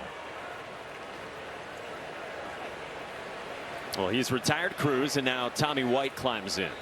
Strikeout and a ground out. He has seen a couple nasty sinkers. We're getting close to our next 100. How many? We said 6 was the number, or I said 6 was the number? You said 6, I said 5. Okay. What was it I missed? It was a 99? It was 99. Yeah, we hit a 99. Can we count that? No, you can't count that. There was a pause, though. The worst question you've asked all week. Can we count that? I knew that would get him fired. No. 1-1. If you weren't with us last night, these two brilliant baseball minds. Oh, what's that? Is Scott Gustafson, producer, says clowns is actually clowns. He's called us worse. That's true. Put a wager on how many guys will hit 100 plus here in Omaha. One said 6, one said 5. White bounces it to short at Maui Ahuna. 2 down. And so we are keeping track. Uh-oh. This is pilot Tom Williams with the drone. Bring it on in. What do you say, Tommy? That a kid, Tommy. Attaboy T. What a look. Wow. Look at this place. We have not seen a day like day one yesterday for a first day at the Men's College World Series. No, two lasted-back comebacks. I mean, the drama was, couldn't have scripted it any better. Ball and a strike on Trey Morgan, first baseman for LSU. Single to center, and then an RBI ground out comebacker that he hit hard at Vol starter Andrew Lindsay. Ball down. Change up is normally. How good? Taking over right side. Opponents hitting a $199 coming in against Seth Halverson. 2-2. Close. Don't give me that look. I mean, it's math is math. I'm sorry. 99 is awesome, but it's still not 100. Not 100. Halverson nods and is 2-2.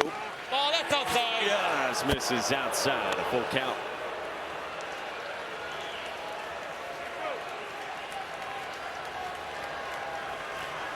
Hayden Travinski would be next in the cleanup spot. 3-2 on the way. Oh, that was filthy. Just a sick changeup from Seth Halverson and a 1-2-3-5.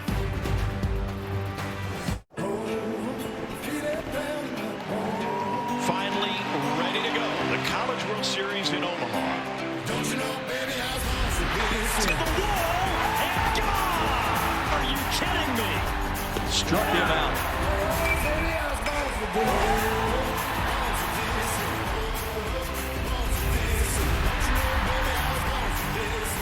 The 2023 Men's College World Series on the networks of ESPN.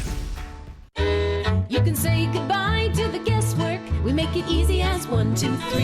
It's Paw Paw's Campers Summertime Sell Down, going strong all summer long in Picayune. Paw Paw's has new and used trailers, fifth wheels, and motorhomes marked way, way down. You can go to pawpawsniceprice.com and see multiple pictures, specs, and floor plans of each unit. Make that short drive to Picayune. You'll be glad you did. You're gonna love the way we deal. That's a good RV, Paw Paw. At Legacy Buick GMC, we're knocking deals out of the park this month.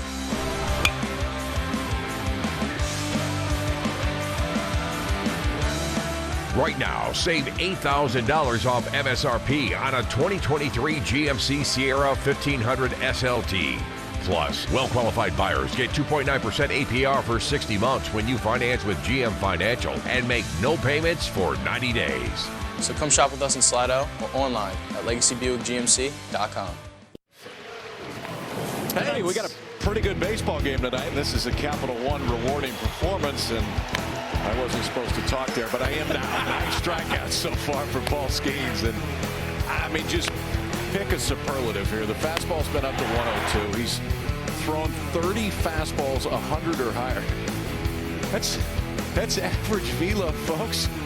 I mean, come on. It's just, I don't. You struggle to not overhype it, but the reality is I've never seen anybody like this at the collegiate level. I just haven't. He's dominant, yet it's become par for the course for Paul Skeens all season. He's got 9-1-2 for Tennessee, down 2-0 in the 6th, starting with the catcher Cal Stark, who had the first ball out of the infield back in the 3rd when he popped out to left center.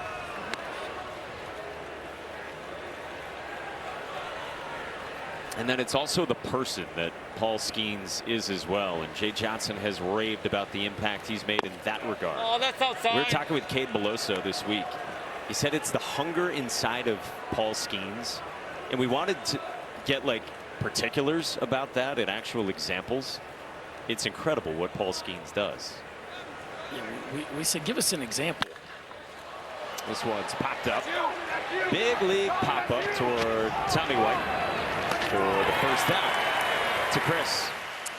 Well, Skeens wears the number 20. It's a special number for him in honor of 2018 Air Force Academy graduate Travis Wilkie, who was also a catcher for the baseball team, passed away in a training accident. And that number goes to the person that exemplifies that spirit at the Air Force Academy. And Paul Skeens had met him during his first initial visit. So he called the family and said, I would like to continue that tradition when I head to Baton Rouge, asked for the number 20. When you talk to him about his time at Air Force, he gets very emotional knowing that it was a hard decision for him to leave. He said, listen, what I do every day, I throw a baseball. Some of those guys that I train with, they might not be here a couple years from now. And it's also why he wants to go back, be a part of the military when he's eventually done with his baseball career. Yeah, and that's pretty special. The commitment in that regard, even though transferring out of the Air Force was a better choice for him from obviously a baseball perspective. What's he do wrong? Where's the knock here? I was talking to some LSU fans before the game today. We were talking about Skeens. The guy looks at me. He's like, "Yeah, I see him every Sunday too. We go to the same church. he shows up every Sunday." I mean, it's just, it is so incredibly solidly consistent, no matter what he does. Well, this guy's got a few knocks off him, but Jordan Thompson with a throw. Trey Morgan the stretch to get Hunter Ensley. Tennessee will want to have a look at this. He's as good as there is over there, but I don't know if he can actually add length to his legs. I mean, he can do everything right, but I don't know how you stay on the bag on this one. Heck of a play by Jordan Thompson, showing you range to his left, and the nifty flip of the hips there and a sidearm release. The ball fades a little up the line, but man, it does not look initially. He's out. I don't know. He is out. He's out. Yeah. I didn't think there was any chance he was out. Yeah, he's out. Wow. He's a magician. He was actually on top of the base, which is interesting there too. Go critique him. Go down and critique him on it. I'm not critiquing. I'm pointing out. I don't know that I've seen somebody stretch that far and be on the top of the bag as they're doing it. His footwork when he goes from one side of the base to the other, and sometimes when he has to go behind a runner, is as good as you're going to see over at first base. I think he kept it on. I think he's out. I think he's out.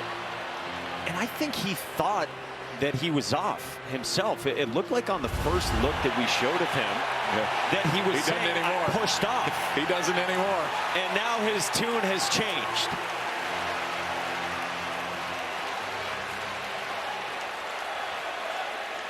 And nobody loves that more than the infielders, right? Yeah. Tommy White, Jordan Thompson are freaking out the most about it because they get to benefit.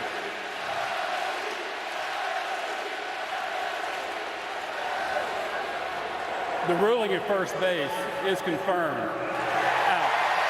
Tennessee has one challenge remaining. Our legs don't work that way. No, I don't know that any humans do, except that one right there. That's as good as you're going to see at first base. Trey Morgan has done it his entire career, and he does it again. It's 2-0 Tigers.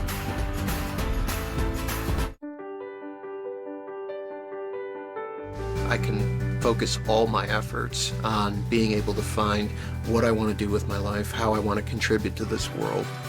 So for that, I'm extremely thankful. My A1C was up here. Now it's down with Rybelsus. His A1C? It's down with Rybelsus. My doctor told me Rybelsus lowered A1C better than a leading branded pill. And that people taking Rybelsus lost more weight.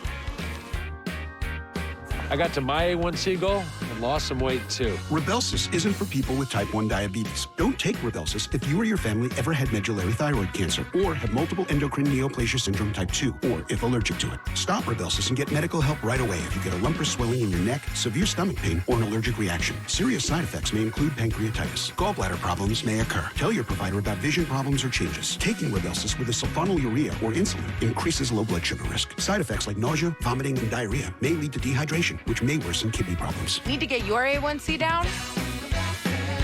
You may pay as little as $10 per prescription. What do you guys think came first, the chicken or the baby back rib? Baby back ribs. Chicken tenders all the way. Baby back ribs. Chicken tenders. Baby back ribs. Chicken tenders. Baby back ribs. Baby back. Chicken tenders. On second thought, it really depends which side of the buffet you start on.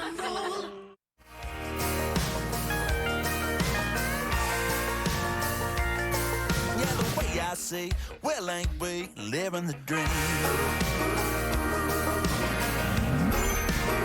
Yeah, we're living the dream. Yeah, we are out here in Omaha, Nebraska, in the Men's College World Series, 76th edition. And we go to the bottom of the 6th in this matchup on day 2. The last 2 of these 8 teams to get onto this diamond at Charles Schwab Fields. Preseason number 1, LSU against preseason number 2, Tennessee. Last foul by Hayden Travinsky out of the cleanup spot for the Tigers, up 2-0.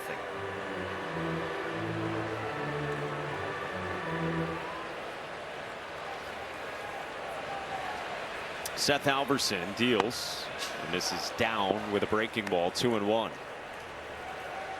Boy, he looked good in the 5th inning for Tennessee. His 2-1 in the air, foul. Fastball up to 99, swing and miss changeup at 87, 88, a big breaking ball 81, 82. So you want to play in the SEC, huh? Like this is what you're getting out of the bullpen. So get to the cage, youngsters. Is that diving changeup at 88. We were talking in break. If you were a scout 20 years ago and you had come to the game and you saw Halverson's last inning, you would turn in a report that said this guy should go top 10 overall. Because it was 99 with a wipeout changeup and a really good breaking ball, and he came out of the bullpen in the 4th inning, 6th inning, whatever it was, 5th. Split the difference. Yeah, he's a 5th-year senior out of the pen on one of the best pitching staffs in the entire country. Play. Does issue the leadoff walk to Hayden Travinski, and now here's Cade Beloso. Ground out to first, strikeout looking. And 0-1 on the breaking ball.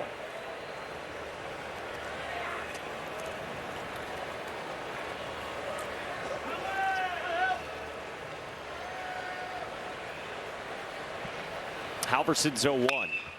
Beloso pops this one up into shallow left. Dickey is there for the first out.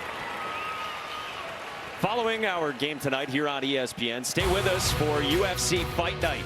Middleweights, number 3, Marvin Vettori, and number 4, Jared Cannonier battle it out at the Apex in Las Vegas. UFC Fight Night coming up next here on ESPN. You were doing our Capital One read earlier. Yeah. Any interest in that one next time? No, I mean, I knocked the first one out. I don't know why we'd stop there. Yeah, it's my bad. Apology accepted. Cut and the miss. 1 out, 1 on for Gavin Dugas, who's homered and walked. Berkey, you do many promo reads ever? I'll sneak one in from time to time. You ever done one accidentally? No. I've seen a guy do it once. Wild pitch, kicks away from Cal Stark, trying to locate it. And Travinski will settle for second.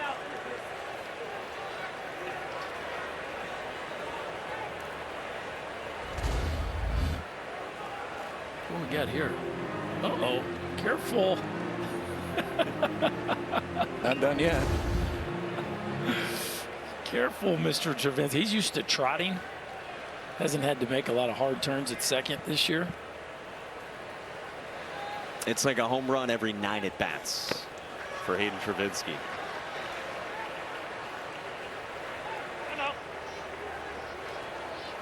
Yeah, somewhere along the course of this season, Hayden Travinski turned into Mike Piazza 2.0. I mean, the facial hair, the flow, size-wise, it's very similar.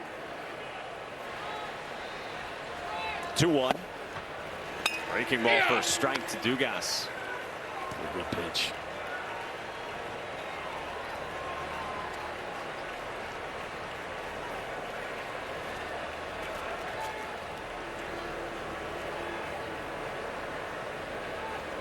Two.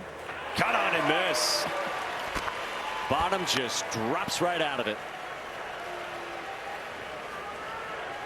That is filthy. Yeah, this year the swing and miss percentage on the changeup against righties is about 40%. This shows you why, and that's glove side, which is tougher to get over the top of. A lot of times that real good sink you have would be arm side. It's easier to finish that pitch. That one you really got to get extension, and it went straight down.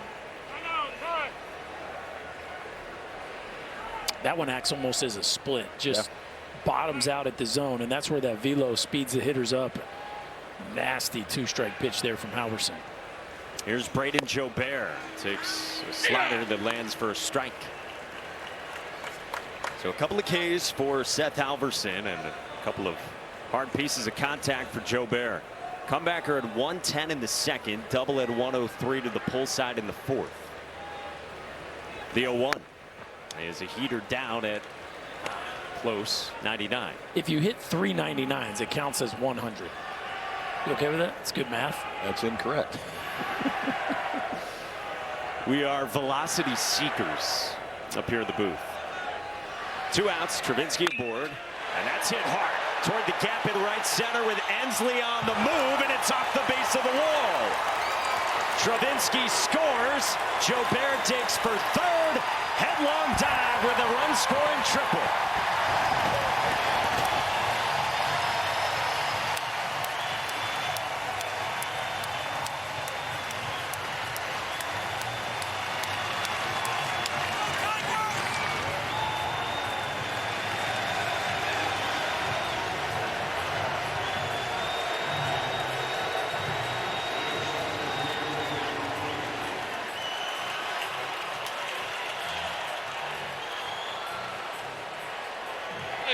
LSU had been 0 for 6 with 3 strikeouts with runners in scoring position, and guess who comes through again for them with another ball just tagged.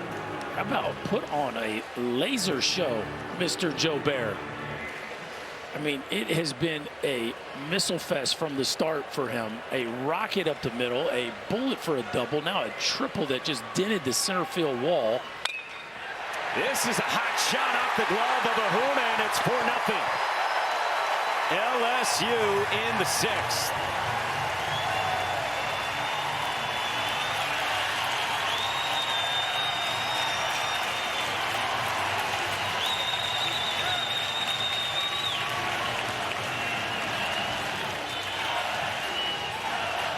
Awfully impressive, boys. They are barreling up some really nasty stuff. A rocket to the backhand of Maui Ahuna hit so hard it just doesn't stay in the glove at 103 miles an hour, and that is just back-to-back barrels for this talented and deep LSU lineup that continues to impress here in the back half. I know they've only scored 4 runs. I bet they've hit 10 balls, at least 100 off the bat tonight. That may be light.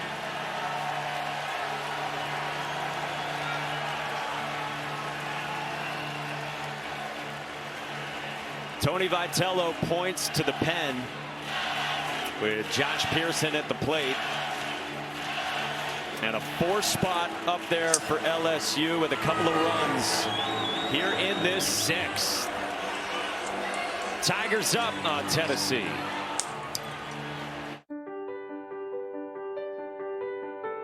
I can focus all my efforts on being able to find what I want to do with my life, how I want to contribute to this world. So for that, I'm extremely thankful. We got the house! Pods handles the driving. Pack at your pace, store your things until you're ready, then we deliver to your new home, across town or across the country.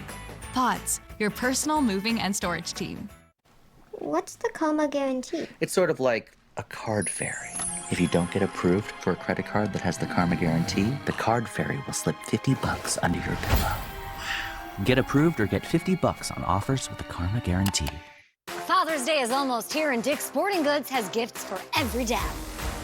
Like golf clubs from TaylorMade, Callaway, Titleist, and Ping. And coolers and drinkware from Yeti. Get him the latest styles from Nike, Burst, and the North Face. Plus, the hottest footwear from Nike, On, Hoka, and New Balance. Get it fast with 1-hour pickup, and with our best price guarantee, if you find a lower price, we'll match it. This Father's Day, find the perfect gift for every dad at Dick's and Dicks.com.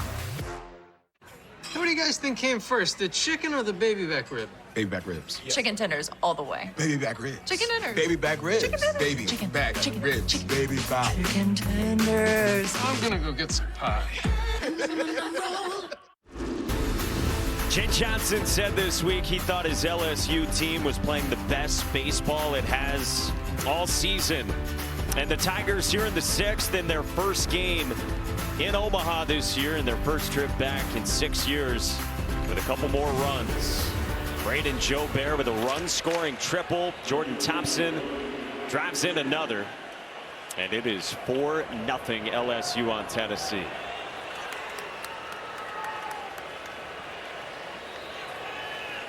Kirby Connell comes in for Tennessee to go left on left with Josh Pearson. with a man aboard and 2 outs.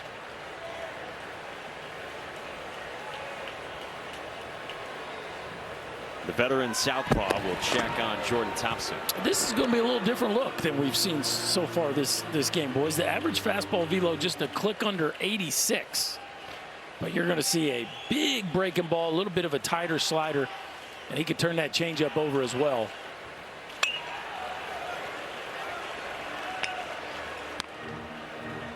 Bullpen's been so good for Tennessee in the NCAA tournament, and only given up just a couple of runs in the half-dozen games in these last few weeks.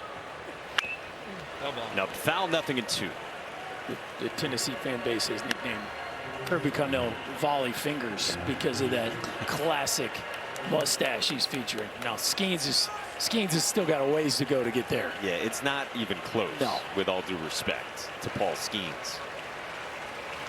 Who, by the way, when we asked him about his curl that we saw him twirling himself here in the dugout a few innings ago, he said he just started it like 3 or 4 days ago. Yeah, he needs to try harder, KP. It's not there yet. It's not to that level. Look at that piece of art. Bounce to first, and Burke with a mishandle, but a recovery. Special delivery to the bag for Blake Burke. Connell, volley fingers, does his job, but it's LSU up 4-0 for 6. Do their fragging seat. Rez, hit me. I got my ult. Stick it in the onion bag. You don't get it till you go all in. The limited slip diff lets you hammer the throttle. Lexus IS, all in on the sports sedan. This Father's Day, Dick's Sporting Goods has gifts for every dad. Save up to $200 on select golf clubs, earn 4 times the points on Paradigm woods and irons, and save on golf balls. Plus, get 20% off a Yeti cooler. Shop in store online at Dicks.com. Every Father's Day starts at Dick's. Let me be direct. Why would you pay more than double for teeth straightening with Invisalign? With Smile Direct Club, you get a doctor-directed smile you love for 60% less. That's a lot less. Like a lot. Choose Smile, choose Direct. Smile Direct Club.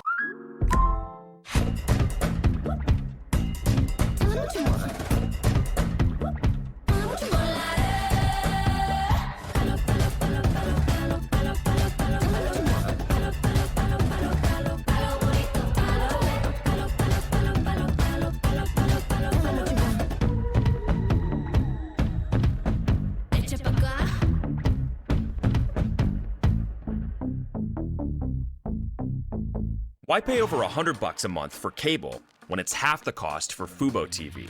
Get all the channels you want on the only live TV streaming service rated #1 in customer satisfaction by J.D. Power. Try free at FuboTV.com.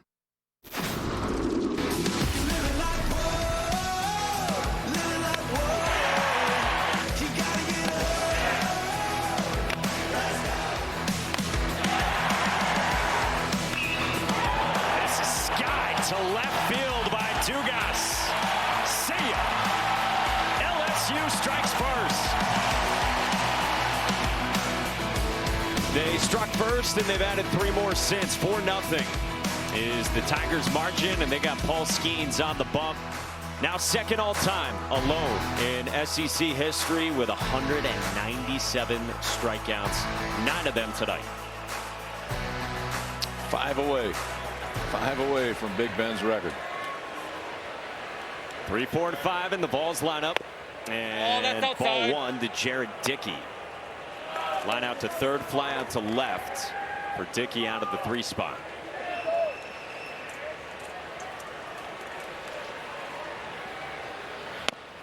Talking about the work ethic of Paul Skeens, Kate Belosa was sharing with us that Skeens goes around the locker room looking at teammates, pointing at him and saying, I outworked you, I outworked you, I outworked you.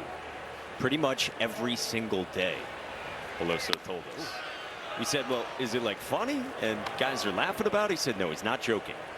He works that hard. But it is still kind of funny. Yeah, like, it's funny, but it's true, and Skeens can pull it off because he's just that kind of dude. This slice to left, and Josh Pearson runs it down for the first out of the 7th. Boy, Jared Dickey's got to be scratching his head here a little bit. The Tigers have had him play perfectly. A rocket to Tommy White to start his day. This one, I don't know if that would have landed fair or not. Maybe just a touch foul, but Josh Pearson perfectly positioned.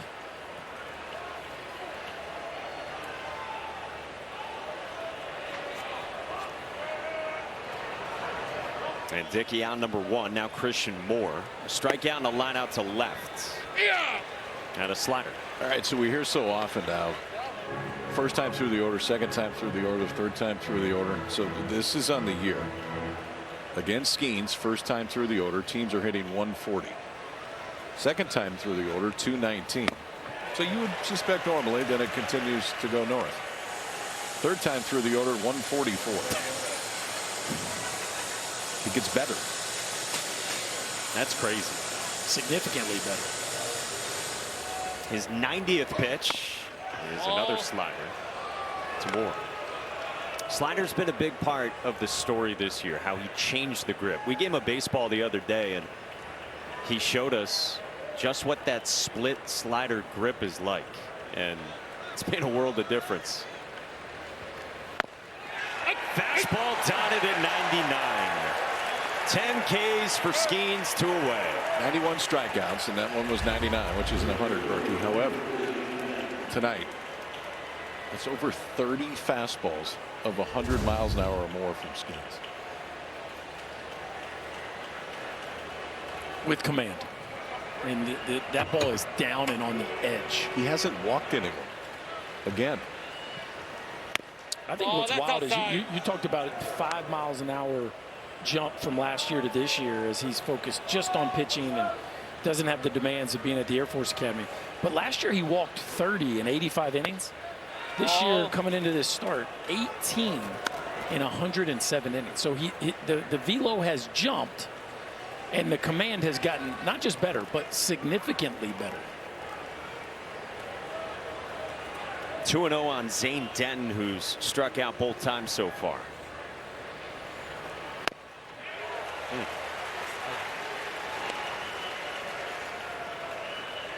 And we got 36 total pitches, 100 plus. 2-1. Can't add to it, but it's 2-2. 100 in every inning. Yeah, he's back down to 99 here in the 7th. Easily. He nods yes to Hayden Travinski and unleashes a fastball line foul at 100. You mentioned the demands of the Air Force. He told us he's getting more sleep now because of what the schedule was like at the academy. He said there'll be people in the dorms walking through the halls all night, wheeling stuff around. Gets more sleep now, has recovered better, and with giving up the two-way responsibilities as well. Jay Johnson was saying to us today he doesn't do as much rotationally, can recover more. He's got 2 outs here in the 7th. His 98th pitch is ball 4. Ball 4 at 100 to Zane Denton, who is on with 2 outs for Tennessee, down by 4. That's a great at bat. Took a nasty 2-2 changeup, then spit on a fastball off the edge. Zane Denton, who's been fantastic for Tennessee this entire postseason, with a big-time quality at bat to extend the inning for Griffin Merritt. And we talked about this Tennessee offense needing to hit a ball at the ballpark. With Merritt and Burke up here back-to-back, I know there's 2 outs, but you know the opportunity certainly exists with these next 2 sluggers. Merritt's got a team leading 18 of them. He singled to the backside his last time off Skeens in the 5th. Gets a slider to start. Merritt, a 2-time captain at Cincinnati, transferred in to join the Vols, where he's been one of their leaders. Been around college baseball a while. Another slider. The AAC Player of the Year last year has not disappointed. It hasn't been perfect all year long, but you look at the overall production. He has had an incredible year for Tennessee. So many big hits, a walk-off homer against Vanderbilt that really sparked their season. Skeens 0-2. Yeah, Griffin Merritt said recently, I'm 23 going on 40. He's going to be a dentist. Yeah, he's already been admitted. Ohio State Dental School. Christian Moore said to us, yeah, he's going to be a dentist. He's going to live his life in clean teeth, I guess. They love him as a leader. 1-2 from Skeens is caught on and miss. 99 from Paul Skeens, glancing back to check his velo with strikeout number 11. This guy is a flat-out superstar, and he's delivered on the big stage tonight in Omaha.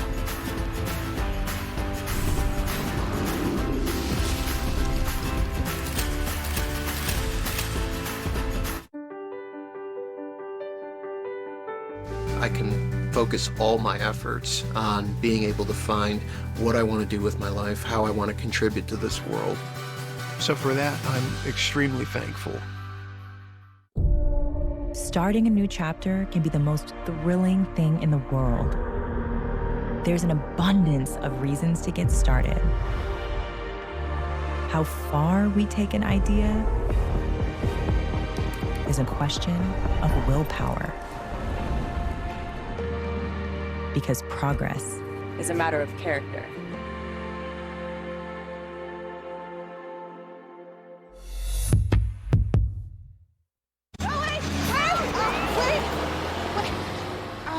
Fudge? Here you go. Well, that's us. Keebler Fudge Stripes. Magic is here.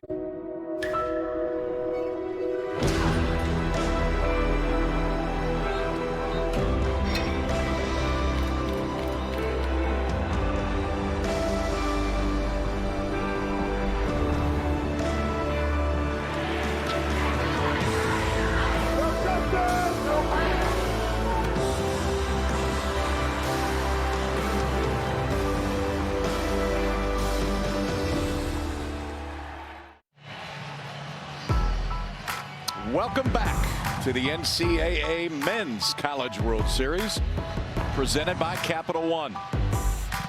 Well done. I was a little bit nervous there. I gotta be honest with you. Berkey just walked back in right in the middle after stepping out and had a to quizzical look on his Such face. a ball hog. Let the man do his job. Spread the wealth. Camden Sewell is on, fifth-year senior at 6'4", $175, has pitched a lot for the Vols in his career. Preseason All-American this year, a career 2.72 ERA. He enters for the bottom of the seventh. Another guy who, it's a similar story, KP. Another guy who was thinking about hanging him up, and sometime in the summer rethought that decision, has come back and been fantastic out of this Tennessee bullpen again. A little bit of a throwback similar to Cannell, where it's a sinker slider, more works on deception and missing barrels than you'll see the electric velo like we see from so many guys out of the bullpen these days. He's coming on for the top of the LSU lineup. It's fourth time through, beginning with Dylan Cruz, the stud for LSU. Ground out single, fly out to right for a likely top three pick. He jams one into shallow right, and Scott made a diving bid, but it drops down. And Cruz has a leadoff double.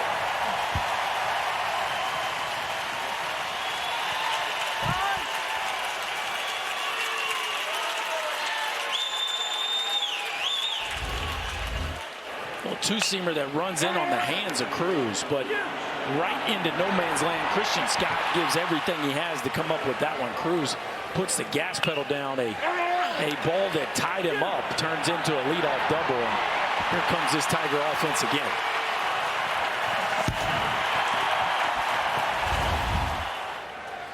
The on-base machine is aboard again for LSU.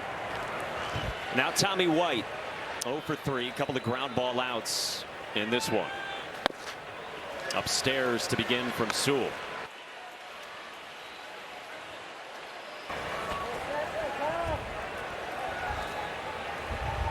Tommy White's got it all working, always. Chains and sleeve, hair. Oh yeah, he's spent some time now. This doesn't happen quickly, right? You got to tape it up. You got to change colors. The chain deal, I don't know. What do we get? About 4 of them. There's a lot of swag going on there. Oven mitt. 2-0. Tommy Tanks lines one to left center, and it drops down in front of Jared Dickey. Throw comes in, and White will hold it first. A double and a single to begin for the Tigers in the 7th.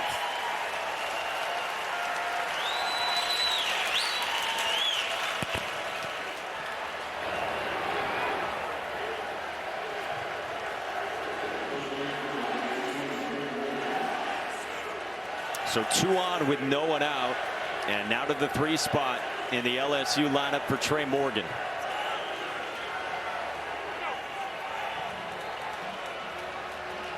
And Frank Anderson, the pitching coach, will head on out there to the bump.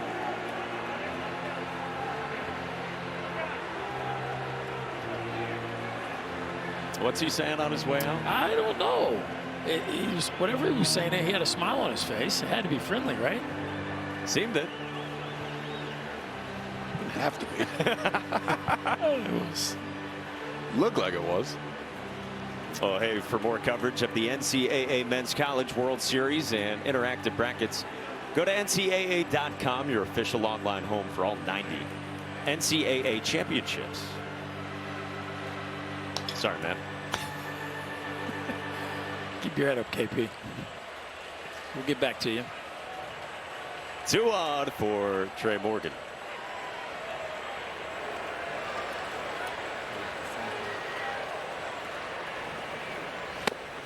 First pitch, breaking ball.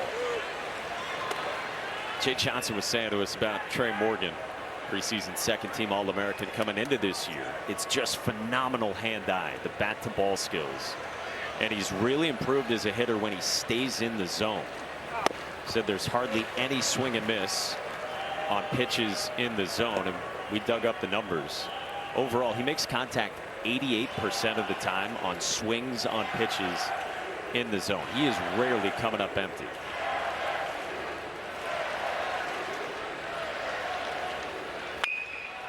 Line foul. Listen, a lot of these guys like fashion. We talked about Tommy Tanks. How about the cleats that my man Trey Morgan's wearing? If you can see him, the say NOLA on the side. They have some mass, very Mardi Gras-ish. Dylan Cruz very into the cleats. He's got 30 pairs of custom cleats. Side 2-2. 30. College baseball in 2023, folks. We got a pair of black Mizunos. And you got another one if the toe ripped out of it. Like if you had a pitching toe on it, the toe went out, then you could actually finally get another pair. Cruz's favorite pair are the ones that have a portrait of his dogs on them. We went on the white on whites. What would Coach Marquis have thought of those? Oh, there would have been a discussion. Morgan lines it and drops it down foul. Dylan went a little, what's the word, conservative with his shoe selection tonight. I was expecting maybe a little louder choice. It was kind of just saving up. Yeah, just sharp and clean, but Trey Morgan filled in.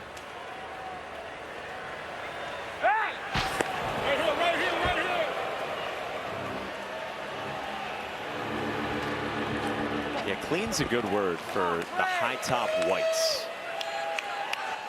Rhett Lauder, the Wake Forest star ace, he's got good high tops working as well.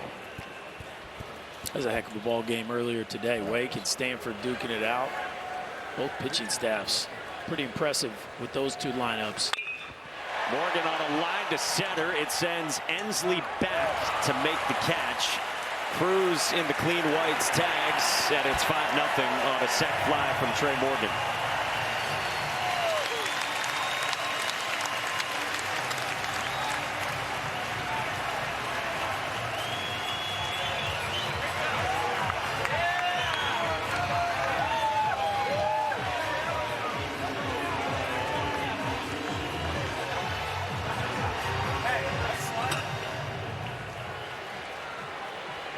Now the cleanup man, Hayden Travinsky. Oh, that's outside. What do you guys make of how LSU factors into this 8-team field? We know about Skeens and a lineup that's top 5 in the country in runs per game. Wake's #1. You got Florida as the #2 overall seed. How do the Tigers fit in? They're right there at the top of the conversation. I mean, the talent level is immense. And I think what I was looking forward to seeing from this lineup is the bottom half going to continue to perform the way we've seen from them in the postseason. And boy, have they checked that box here this evening. We know about the talent in the first 4 hitters, but the back half of this LSU lineup is just as dangerous right now. I mean, so many guys swinging it really, really well. It is. I mean, but the concern, and I think it's understood, is what happens after Skeens. Offensively has been incredibly consistent all year for LSU, but after Paul Skeens has not been incredibly consistent. Ty Floyd's had some really good ones. He's had some other ones that have just been okay. Thatcher Hurd's come on more towards the end of the year. But I think that's the only question right now. I mean, when you roll that cat out there, you're going to beat about anybody anytime.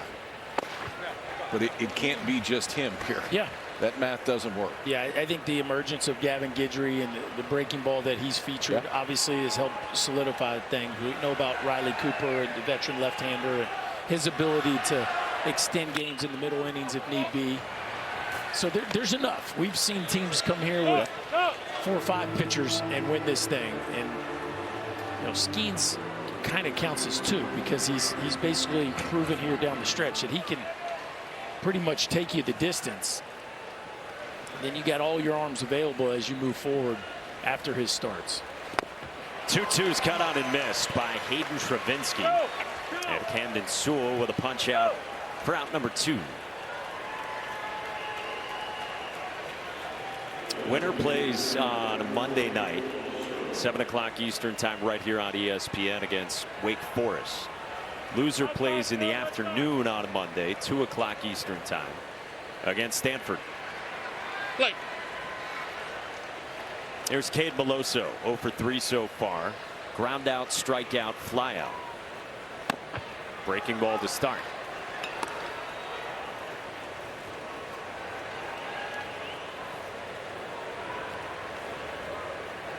He's off. He's off.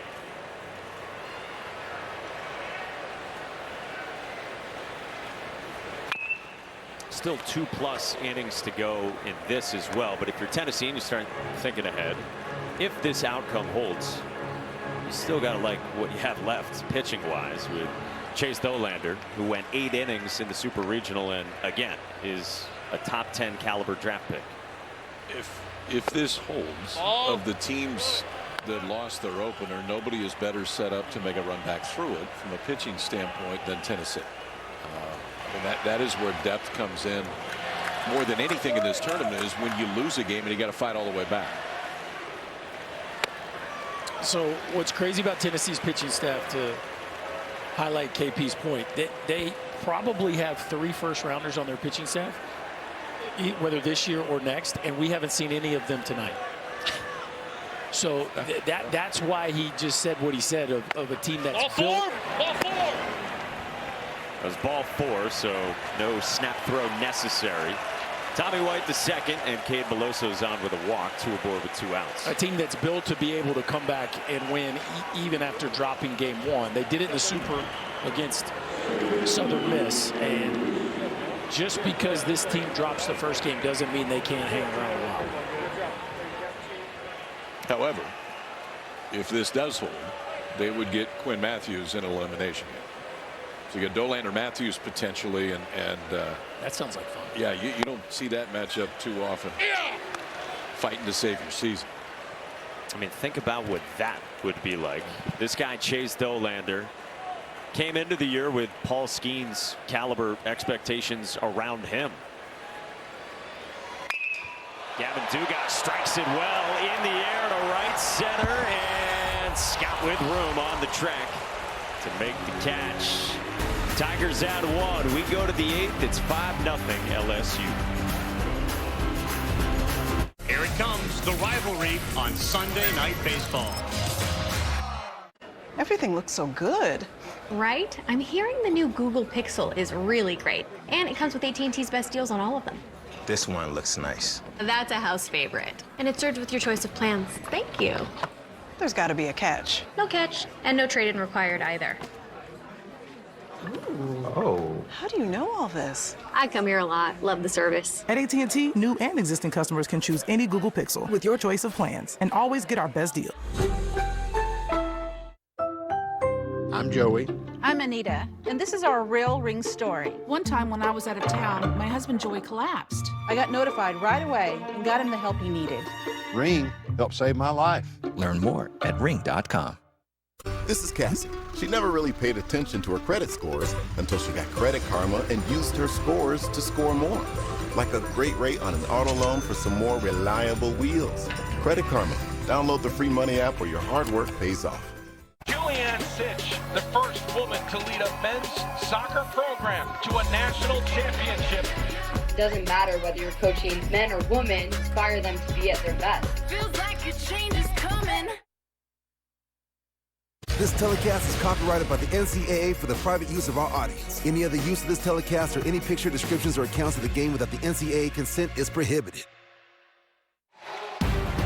The NCAA Men's College World Series is presented by Capital One.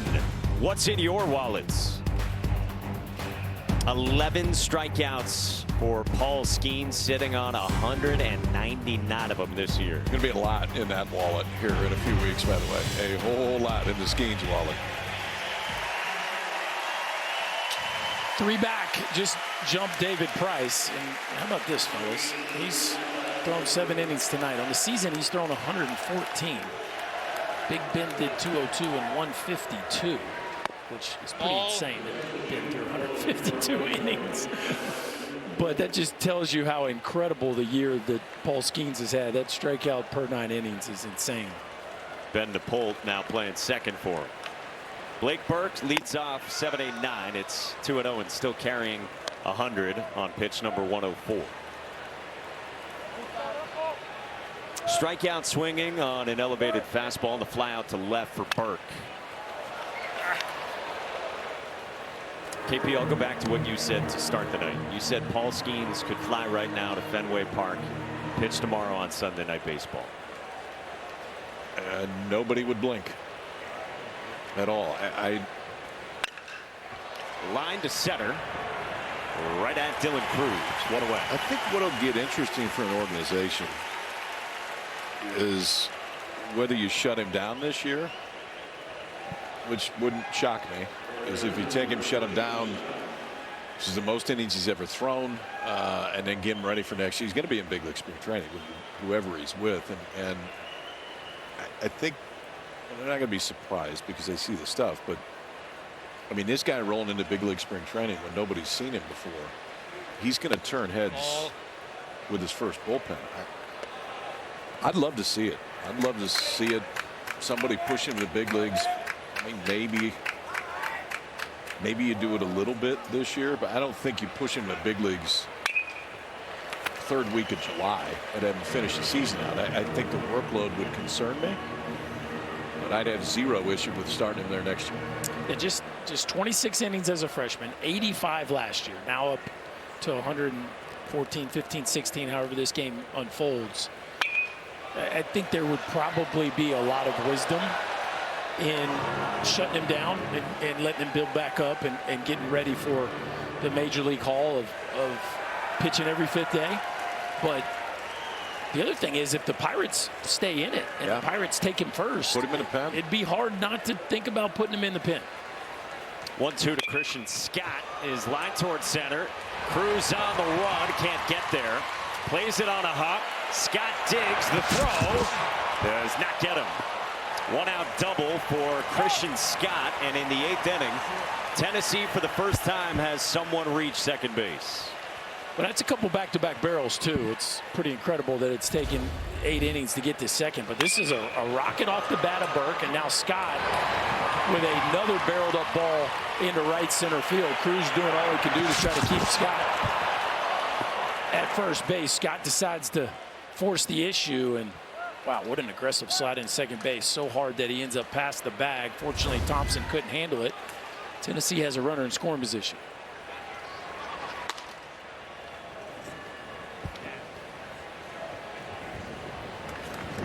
go down to the 9 spot in the lineup with action in the pen. The guys that Berkey mentioned, Riley Cooper and Gavin Guidry.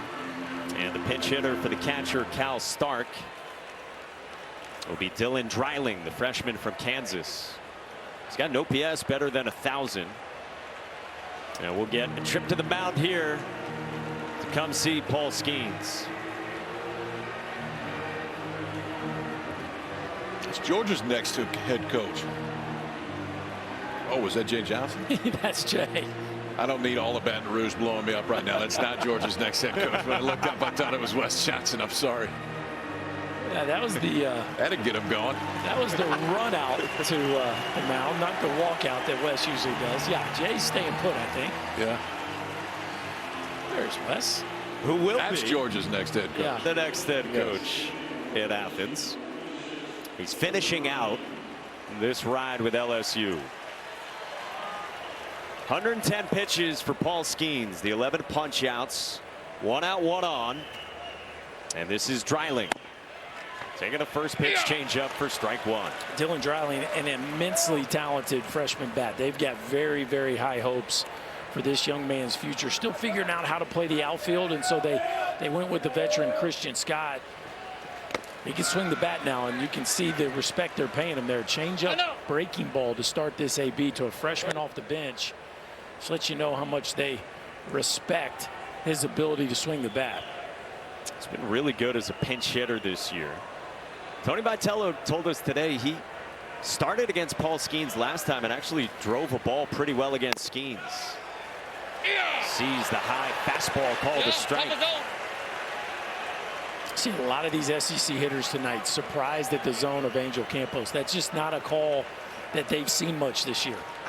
I think they've been more surprised by in-out because there's been a little bit more out. Yeah, you're right. That was close there, too. We've seen the high breaking ball, a couple high heaters.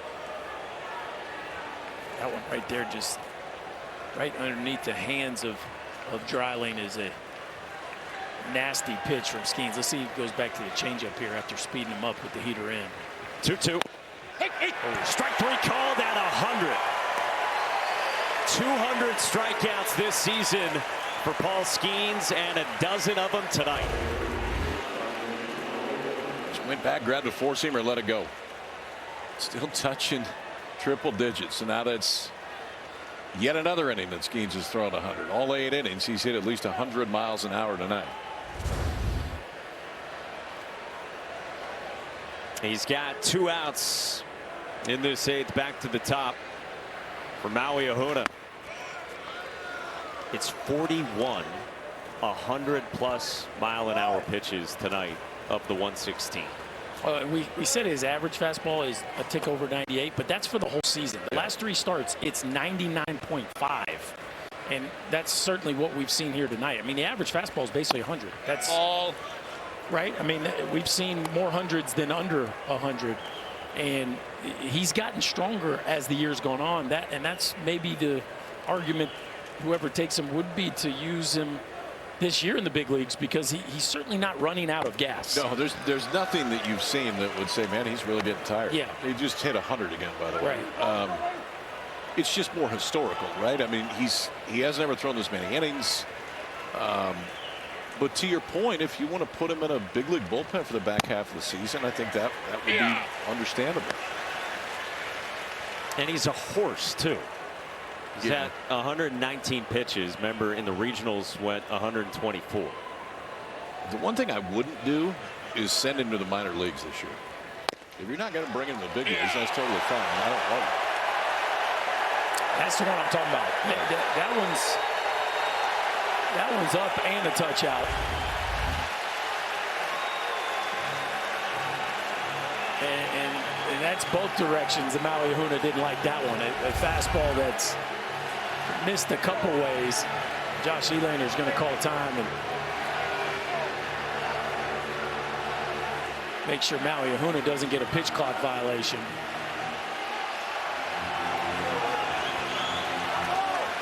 As if Paul Skeens needs any extra sizing on the zone. This place getting into it in the 8th inning. That's an offensive. Maui Ahuna calls time himself. What you don't need is somebody getting thrown out, because then it costs you the next one.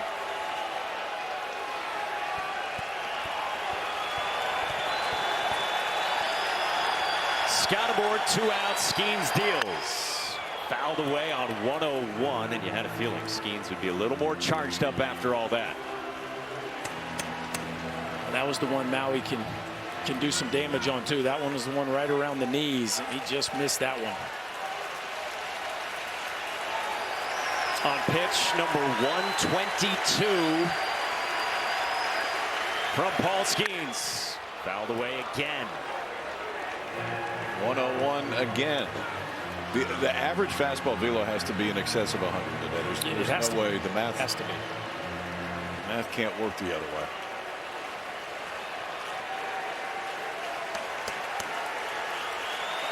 Ahuna making Skeens work. 3-2 on the ground into center field, a base hit. Scott races around and scores, and the balls are on the board in the 8th inning off Paul Skeens. And that is one heck of an AB. Skeens unable to elevate the fastball 3 in a row down around the knees of Maui Ahuna, and he finally gets the barrel to one. A fastball middle of the plate just above the knees, and that one's going to chase Paul Skeens from the game as Jay Johnson's going to come take the ball from the right-hander. Maui Ahuna gets the balls on the board, but Paul Skeens gave the Tigers everything they could possibly want in this ball game tonight.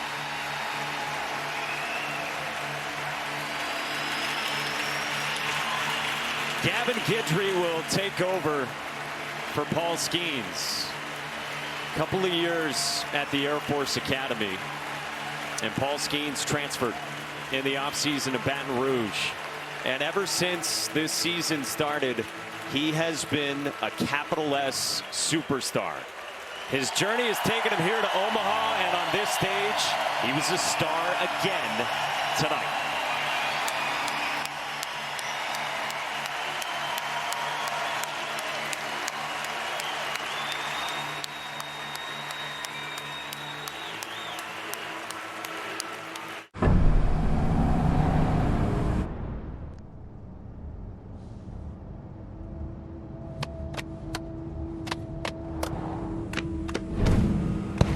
The GMC Sierra with hands-free driving. Yeah, it rocks. Or take 0.9% APR plus over 1,200 trade assistance and no monthly payments for 90 days on Sierra 5.3-liter V8 light-duty models. Right now at Rooms to Go, the savings are really heating up with our incredible July 4th Hot Buys. Hot Buys on beautiful furniture on sale plus 55-month interest-free financing. The hottest styles, sizzling savings on great-looking living room Hot Buys. Amazing bedroom Hot Buys. Red hot dining room Hot Buys with low interest-free monthly payments. So let's go. Save big on July 4th Hot Buys and get 55-month interest-free financing now at Rooms to Go. Pretty good day at the office for Paul Skeens today. Now, we talked early just about how historic a season it's been for Skeens. Got to the 200 strikeout mark for the season tonight. Just keeps coming. 8th inning up to 101. And a strikeout in every inning except 2 today for Skeens. 12 on the day and gives way. Not a lot of times you see a guy rolling out of the bullpen. We're number 1 either. But because Gavin Guidry's done a little bit of everything for LSU, but this has been a bright spot for him down the road on the mound. A lot of times late inning reliever, you're going to see high velo, and you'll see some of that from Guidry. It'll get into the low 90s, but what you're going to see is a ton of sliders and a really good one. Not too many have handled it this year. And a ton of confidence from Gavin Guidry from Lake Charles, Louisiana.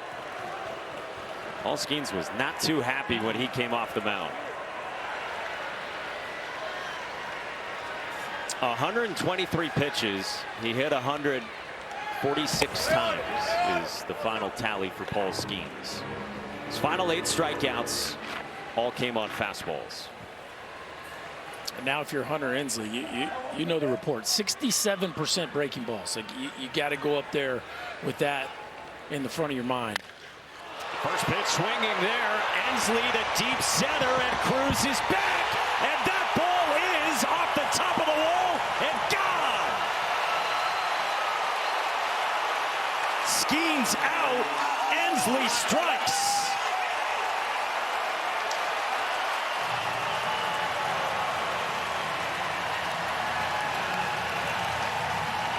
Hey now. Looks like he did have the scouting report, boys.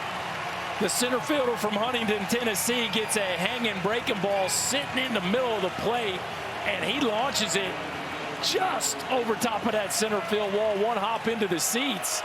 And just like that, we got a two-run ball game. Things are getting interesting here late. First pitch after the departure of Paul Skeens. How do you do, Hunter Ensley? What a night. 3 knocks and a 2-run homer. We told you that Jared Dickey predicted this coming from his teammate, Hunter Ensley. 3 hits now for Ensley in this game, including the 2-run shot. Riley Cooper next. It's a 2-run ball game. With no fees or minimums and no overdraft fees, banking with Capital One is the easiest decision in the history of decisions. Even easier than this. We need a clutch hit. Derek. Derek Jeter. Hang in there, rookie. Yep, even easier than that. With no fees or minimums and no overdraft fees, is it even a decision? That's banking reimagined. What's in your wallet? Greatest football player of all time. Best football player of all time. What did Mahomes have to say? Is this a trick question? They're not talking about you, Patrick. Let's be honest. The game you play shouldn't even be called football. Why are there basketball players in this commercial? Oh, I can play football. There's football. And then there's football. Or football. Football? It takes equal parts. Power. Poise. Finesse. They play on a bigger stage than any of us.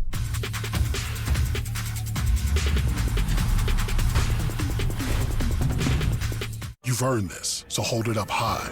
You clock in for happy hours, late nights, and regulars. Because you don't just carry kegs, you carry the night. You are a fighter, and this is your reward. Modelo, the mark of a fighter.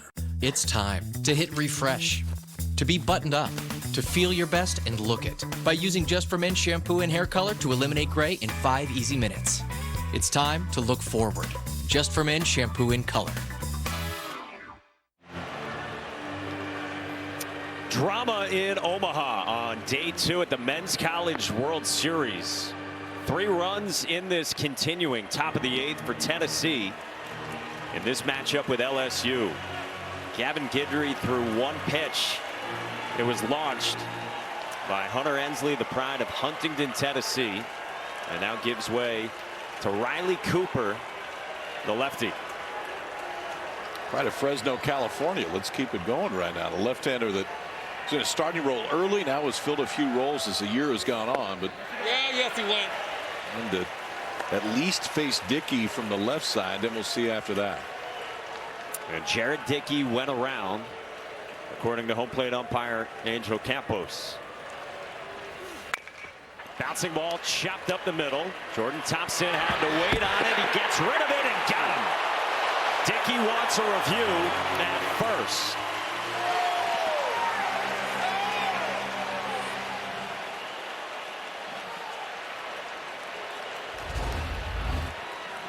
This ball almost squirts out of the top of Thompson's glove, so because of that, he has to take a little extra shuffle, and ooh, I don't know, boys. Gets to the top of the bag, cost himself. Oh, he's safe. Hey, no doubt he's safe. This one will be quick. Jared Dickey legging out a chopper up the middle, and Tennessee bringing the tying run to the plate is perfect for what the first 3 games of this College World Series have been like.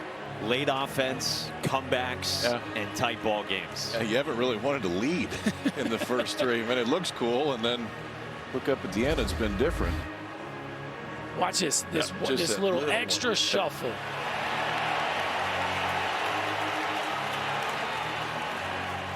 If you're new to college baseball, coaches get 2 challenges per game. You retain them if you're successful. So, as we think Tony Vitello will be successful, he would retain this if overturned.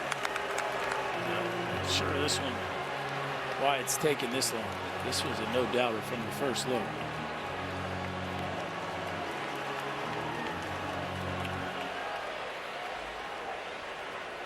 Oop.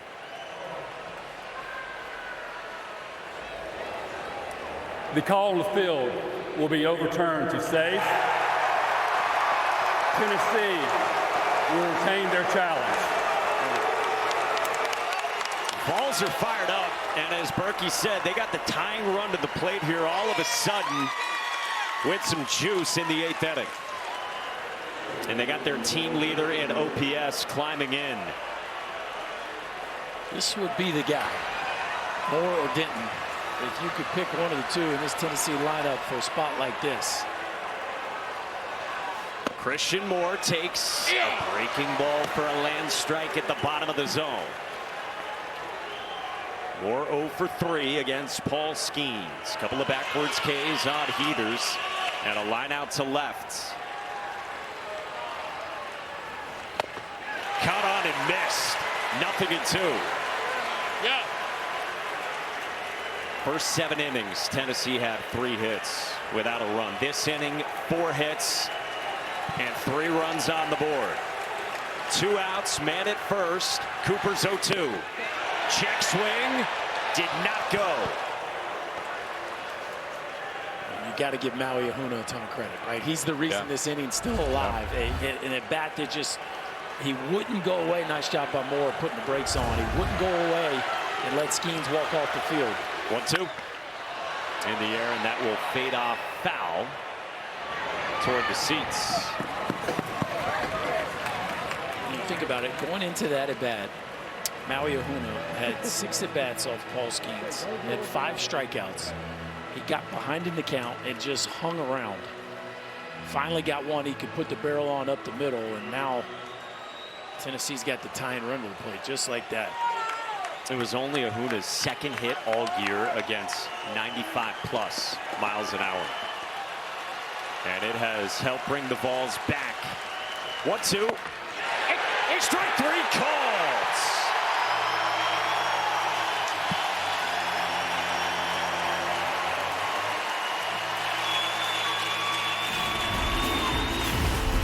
But the Vols are hanging around, folks. Hunter Ensley making this one real interesting late. Hang around with us. It's going to be a special finish.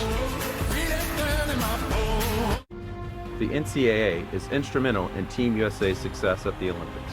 At the Summer Games, over 75% of Team USA's athletes competed collegiately, representing over 150 U.S. colleges and universities across Divisions 1, 2, and 3. And now they compete to bring home medals for our nation. The college athlete experience, a building block for success. The NCAA is proud Olympians and Paralympians are made here.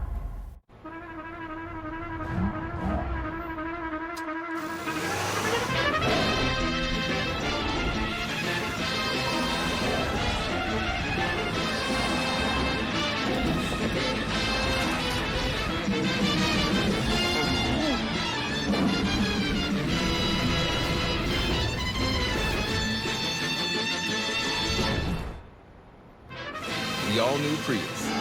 Toyota. Let's go places. Well, Steve, what do you say we make this eyesore soar no more?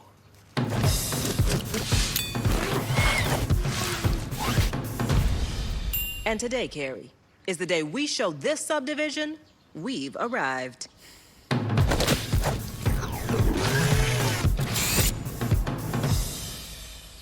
It's like we always say. Be your strongest self.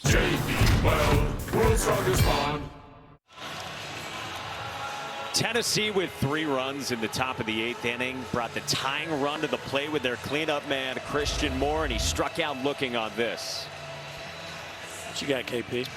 I've got it's consistent with what we've seen tonight. That's what I've got. I mean, that's pretty darn close, boys.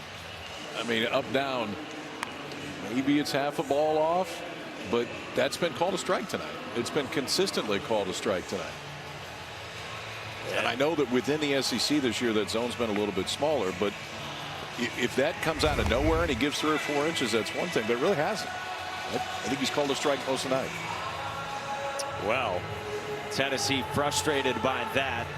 We go now to the home half of the 8th inning, and the 6'8" right-hander Hollis Fanning comes on for the Vols. An interesting story for Tennessee this year. Look at that ERA. Now, not a huge sample size, but he has been dominant in his appearance for Tennessee. And even though it's a big young arm, he's a strike thrower. Just 3 walks on the season. He's coming on to face the bottom third of the Tigers lineup that Berkey was talking about earlier, that has provided depth in addition to the star power at the top here in this one. No one more so than this guy, Braden Jobert. Got a new catcher as well. That's Charlie Taylor into the game for Cal Stark. Jobert, the RBI triple his last time. Nothing in 2. All right, I didn't get you, did I? That did not get Charlie Taylor.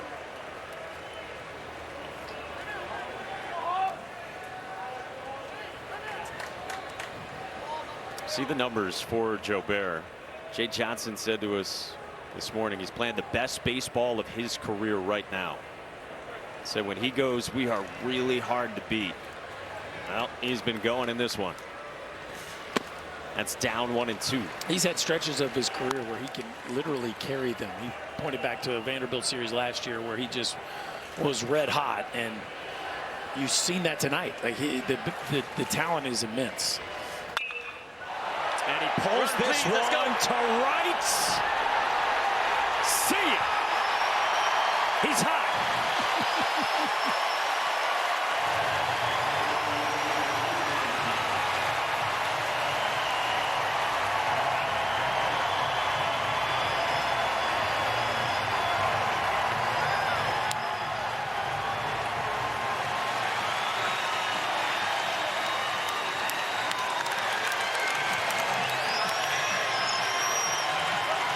Pose after that, young man. What a show by Braden Jobert.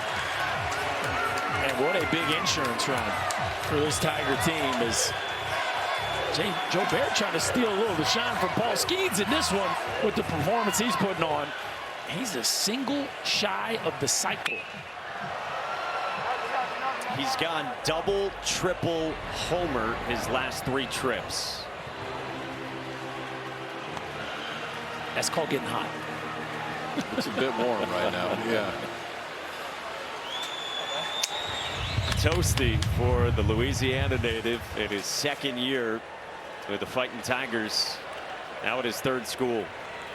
Started his career at Nicholls State in 2020. The next year went to JUCO in New Orleans. Was a JUCO All-American. Last year, 18 home runs for LSU. Outside to Jordan Thompson, 2-1. He's hitting 7th in this lineup, and his OPS tomorrow when he wakes up is going to be over 1,000. With 12 home runs, that's your 7-hole hitter. 2-1. On the ground left side at Ahuda. 1 away. Back to the home run from Braden Jobert.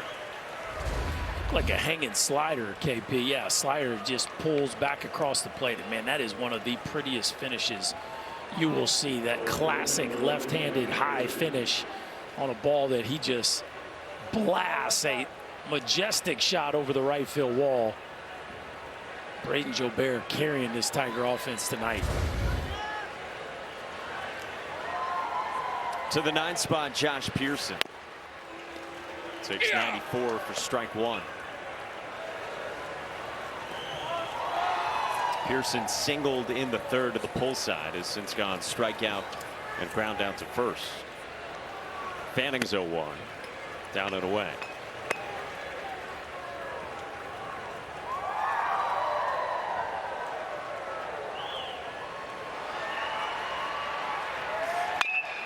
Hit hard to first, and Burke stabs and slides. 2 down. Sunday, the Yankees are at Fenway for this weekend series finale. The Red Sox took game 1 yesterday, 15-5. Baseball tonight, Sunday night countdowns at 6. Then it's Yankees, Red Sox at 7 Eastern on ESPN and the ESPN app.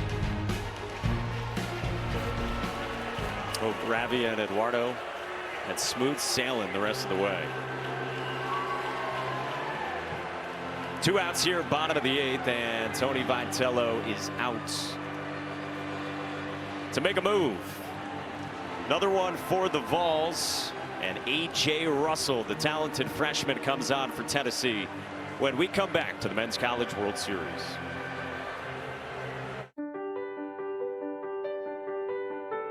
I can focus all my efforts on being able to find what I want to do with my life, how I want to contribute to this world. So for that, I'm extremely thankful. It's time to hit refresh, to be buttoned up, to feel your best and look it by using Just for Men shampoo and hair color to eliminate gray in 5 easy minutes. It's time to look forward. Just for Men shampoo in color. This Father's Day, Dick's Sporting Goods has gifts for every dad. Save up to 25% on select Nike, Under Armour, and Adidas apparel and footwear. Plus, Walter Hagen buy one, get one 50% off. Shop in store, online at Dicks.com. Every Father's Day starts at Dick's. What do you guys think came first, the chicken or the baby back rib? Baby back ribs. Chicken tenders all the way. Baby back ribs. Chicken tenders. Baby back ribs. Chicken tenders. Baby Chicken. back Chicken. ribs. Chicken. Baby back. Chicken tenders. I'm gonna go get some pie. What's the comma guarantee? It's sort of like a card fairy. If you don't get approved for a credit card that has the karma guarantee, the card fairy will slip $50 under your pillow. Get approved or get $50 on offers with the karma guarantee. And what if I get back into old school cars? State Farm's here to help. What if we get back into old school shorts? And here comes the Phoenix Suns taking on the Memphis Grizzlies. At State Farm, we're there for your what-ifs. Get a quote today. Like a good neighbor, State Farm is there. Peyton Manning and his son with the rally caps on at this time of the night here in Omaha in the bottom of the 8th inning. With the Vols down 3 to the Tigers. Bracket looks like this. Again, 8 teams, couple brackets of 4. It's double elimination. And then a week from today, best of 3 final with the bracket winners. 3 one-run games, and we'll see how this one ends. But yeah, this is a good first 2 days hanging out with these Jets. A.J. Russell could be the next one. Already looks like the next one. Those numbers are accurate. We didn't type those in wrong. He's given up 9 hits in 28 2/3 and punched out 46. He has a 43% whiff rate on his fastball. Average is 18. Well, we're going to find out how good that heater is right here. Against Dylan Cruz. Single and a double. That's outside. That's 95 away. Yeah, it's 9 hits in 90 at bats against A.J. Russell. There's 1-1 to Cruz. In the air, left center. Ensley coasts over, and the inning is over. That one carried a long way. LSU with Braden Joe Bear. Another one to the 9th. Paul Skeens likes it. Last licks for Tennessee. It's race day here in Montreal. Hurry up, and please get ready. Take too long, and I might get ready. Need a little, you know what, to keep steady. What a Grand Prix that was. One app with a slap so mean. Got big plays from your phone to the big screen. Yeah, you'll feel like a VIP. Top shelf content blowing up your feed. ESPN Plus, it's in the app. Everything you want right here, no cap.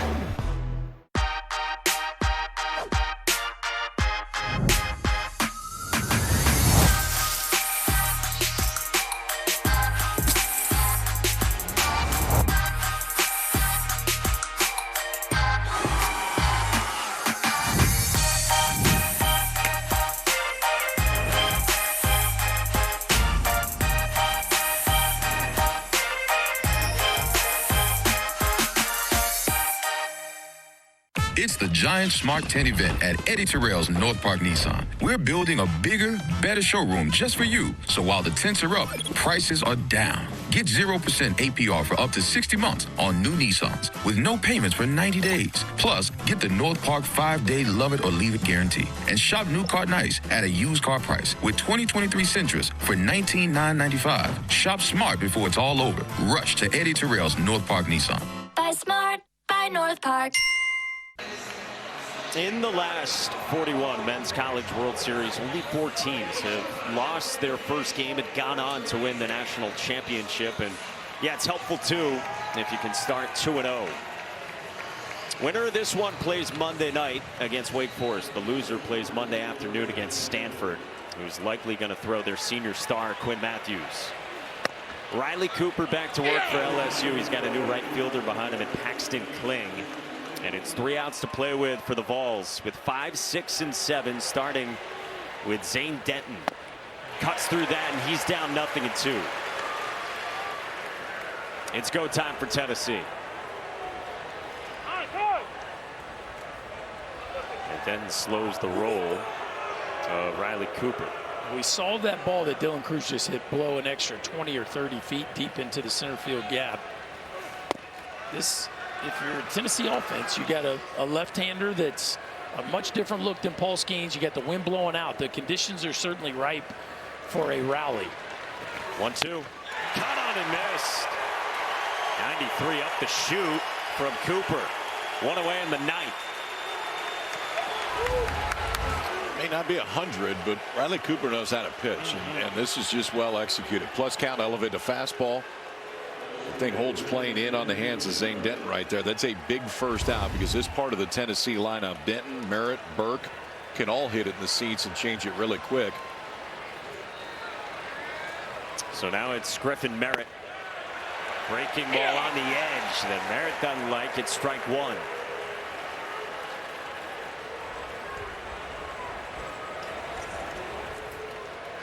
The 0-1. This is pulled left field, and Josh Pearson is there for out number 2.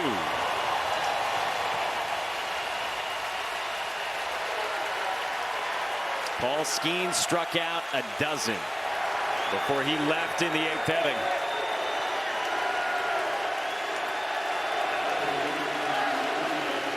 This LSU program, the 6-time national champions, back here at the College World Series for the first time since 2017, and trying to start with a win. Blake Burke the batter, and he takes ball 1.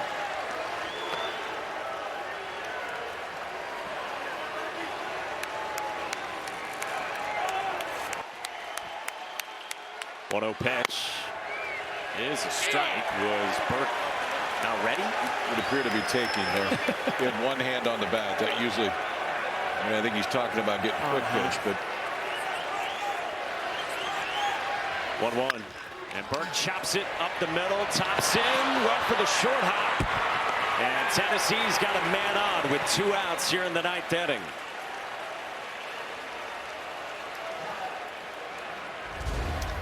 I wasn't certain he needed to charge this one this hard, or even harder and make that a shorter hop, right? It was like you're either going to play that back because the first baseman Burke doesn't run great, or you're going to come and try to catch that thing in the air.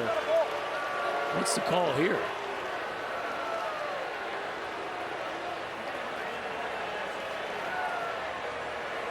Well, Blake Burke is moving up, clearly. It's a second base. Not sure what we missed there.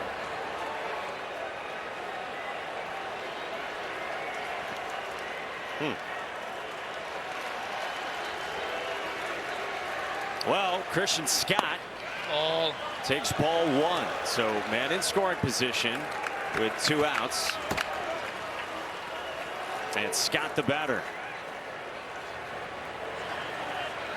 Some sort of obstruction in the air, left side, and Pearson toward the railing. Runs out of room.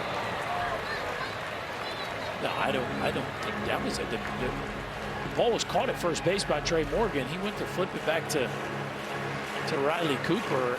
I was watching the replay, and Next thing you know, Blake Burke's trotting to second base. Well, it's a ball and a strike for Riley Cooper on Christian Scott. And the pitch. Ball. This is outside.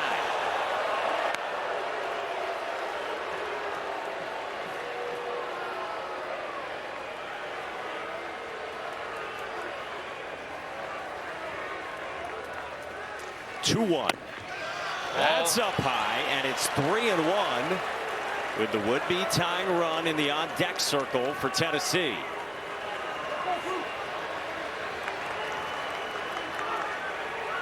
That's Charlie Taylor, the backup catcher. Cooper deals and comes home with a strike, and it's 3-2.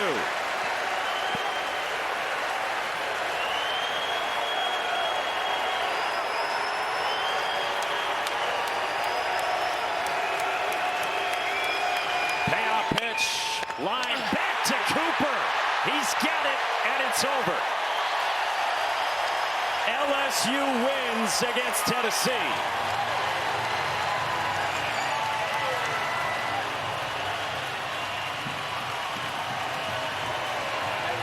Well, 1-1 run, but it was a heck of a college baseball game. Paul Skeens, hard to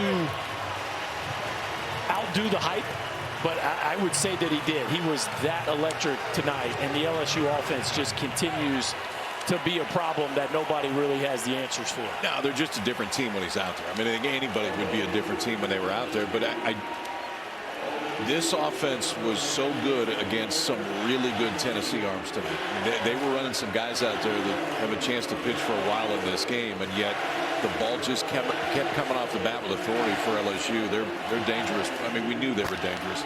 They're dangerous right now, and now they get Wake in two nights, I guess, which should be an awesome matchup. Yeah, you would think that Wake Forest has the ability to throw Josh Hartle in that game after going with Rhett Lauder in the Deeks first game. That's the #1 overall seed against the team that spent the majority of this season ranked first in the country. It's the only two teams that have been #1 the entire season. It was LSU for the longest while, and then Wake for the back third of the year probably, and Wake has, at least by the numbers, unquestionably the best pitching staff in the country. This it's only going to get better. The first two days have been okay. Let's go down to Chris Button with Paul Skeens. Yeah, Paul, against one of the hottest bats in the country recently against Tennessee, 12 strikeouts. What was working for you tonight? Changeup for sure, slider, curveball, fastball was off and on, to be honest, but yeah, it was nice to be able to make pitches when I had to, and had some good defense back there too. The decision to come to LSU, so much of it is about the development, but also a lot of it was this. What was this like tonight? It was awesome. Everything I could have asked for. Alex Box is pretty cool, but this is pretty cool too. So awesome experience. I'm watching you pregame. You come up, you give me a fist bump. You're just hanging out in the dugout. How would you describe your demeanor? Just try to stay as relaxed as possible, because if I get too amped up, then honestly that's where I get into trouble. So yeah, I mean, just trying to have fun with it. I appreciate it. Congratulations. Thank you, Nice to be able to say your fastball is off and on when you hit 146 times today. 100 plus. That is something. Not 99, but 100 plus many times from Paul Skeens in this one. So it's a heavyweight showdown, Wake at LSU, and then likely Quinn Matthews for Stanford against Chase Dolander for Tennessee on Monday afternoon. That'll be great. Coming up next, UFC Fight Night.